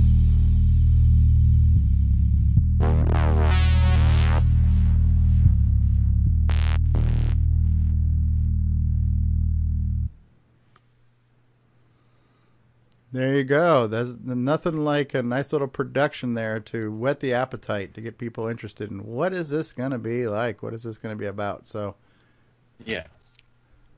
I think I heard some very familiar voices there. He spared no expense in procuring voice talent. So, no, that's not. I heard people from this show on there. So scratch the word talent. Yeah. Oh no, that was great. I loved it. Yeah. So yeah, Bruce is back to the retro. Yeah. I mean, nothing gets more retro than like a radio serial, where you're just doing this audio drama. It's kind of cool. And I like the Back to the Future theme, back to retro. What if? I mean, I think that's a common theme we think about all the time, man. When, like Jason earlier was saying, man, I bought all this stuff 20 years ago. I bought a whole system for $20, What if you could go back in time and not sell all the stuff you regret selling? What if you could, go back in time and write that hit song, or make that hit game or whatever it was? There's so many things you could say. What if I coulda, shoulda, woulda? And the neat thing about being in the retro hobby is, in some respects, we can say, listen, the things I wish I did then are things we could have done then. Well, let's do them now, because now we don't have to worry about, Evil Corp telling us that we got to crank this out in 20 days, and we can take our time and really make a project the way we want it and try to push the limits and not just crank things out for a profit. So I think we're seeing more innovation and higher quality retro hardware and software now than when retro was new. So it's just, I think it's a common theme. If I, as my spiritual mentor Cher would say, if we could turn back time, what would we do? So good. So good show. Thanks for being here. We're an international audience. We had Nick from Australia. We had all over the place, California. Where are you at, Al? Where do you hail from? I'm in Keensburg, New Jersey, right by the water park. New Jersey. What exit? What exit? 117 on the Garden State. All right, good deal. And we had there's too many people to mention in the live chat because there's just, but yeah, I'll just talk about the ones who I can still see on the screen here. So obviously Al Hartman was here. Al says, what's the website to the switcheroo? I got it. You got it, right? So I Brian, got it. I'm bookmarking it now. I'm going to save my pennies and get one. Brian Mathern, I hope I pronounced your name properly, and Garrett Myers was here, and Jason's brother Ken was in the live chat. A bunch of people on YouTube. Nick Marotta was on earlier. Curtis Boyle was here. Grant Leighty was here. Tons of people in the live chat. So we've had a very, very busy chat, and I have tried to acknowledge people when I could, but yeah, there's been a lot of chat. So I do want to thank everybody who watched and was chatting along with us in the text chat. And let's do this again. And for those of you who are new to this show and this idea, we do a weekly show called CoCoTALK. You can find out about that at CoCoTALK.live. This has been a Retro Talk, but hopefully this is not the last one we do, and hopefully more people will tune into our live video show that we call CoCoTALK, that also becomes an audio and video podcast available wherever free podcasts are sold. Look for CoCoTALK in your favorite podcast player. Any closing thoughts or arguments from the remaining panel? Nick Marentes. No, nothing for me. That's it. All right, Brian Mathern says I did pronounce it correctly. That's good. CoCo Man, everything good with you? Everything's great. You've already said CoCo3ScartCable.com, and if anyone's interested in my blog, which is, there hasn't been a lot of time to spend on the blog lately building cables, but I have mentioned, CoCoMan.org is my blog. CoCoMan.org. It's a non-profit organization. Yeah, I'm not trying to sell anything on there. If you want to buy something, then it's CoCoMan.biz or CoCo3ScartCable.com. All right, and Al Hartman. Shameless plug. Al Hartman, parting thoughts? Anything you want to plug before we sign off here? Al, you still there? Yeah, I'm sorry. I hit the mute so I wouldn't interfere. The only thing I have to plug is the CoCo Man cable, because I'm putting that on my Computer Place Facebook page, because I think that's a must-have. And why don't you tell us what your Facebook page is, too, if people want to hunt that down and take a look at it? Well, it's just called the Computer Place, and you'll see a really bad picture of me with my original Model 1 trying to fix it. It's still broken. If you're out there and you can fix a Model 1 and you live near exit 117 on the Garden State, drop me a line, because I would love to have someone help me fix my original Model 1, which I still have. It got during a move and now it doesn't work. Have you reached out to the trash talkers like Ian Maverick and Peter Bartlett? They seem to... Well, to ship it to Australia, I guess. Well, I think Peter Bartlett's stateside. Yeah, Peter's very busy on his MIRE, the MIRE, the Model 1 replacement expansion interface, and the MISE, the Model 3. He makes some amazing stuff. I wish I had the money for his Model 1 expansion interface. Yeah. That's really neat. Oh, so Brian, who's been with us this whole time, says he's got a book. So let's talk about that real quick. So Brian's book is called the Atari 2600 Homebrew Companion, Volume 1. It's available on Amazon in black and white paperback. It's available as an ebook in Kindle and in full color paperback. And so the full color cover is the profile pic. So let's take a look at Brian's profile pic real quick here, if we can. So let me see if I can make that any bigger. I think I can. So let's go over here to full screen. You've been with us for a while. We might as well give you a plug here. So here we go. It's the Atari 2600 Homebrew Companion Volume 1 Deluxe Edition by Brian Mathern. So check that out on Amazon and other places like that. And he says he's currently also working on Volume 2. Cool. Thanks for sharing that with Brian. Brian, if you want to come on next time and talk about it, if you want to join us on Skype, talk about your book, talk about the Atari, I'd love to have you join us on the panel on the Skype call too. But we've definitely appreciated having you be here in chat form. Good stuff. All right, so Al Hartman's Computer Place, look for that on Facebook.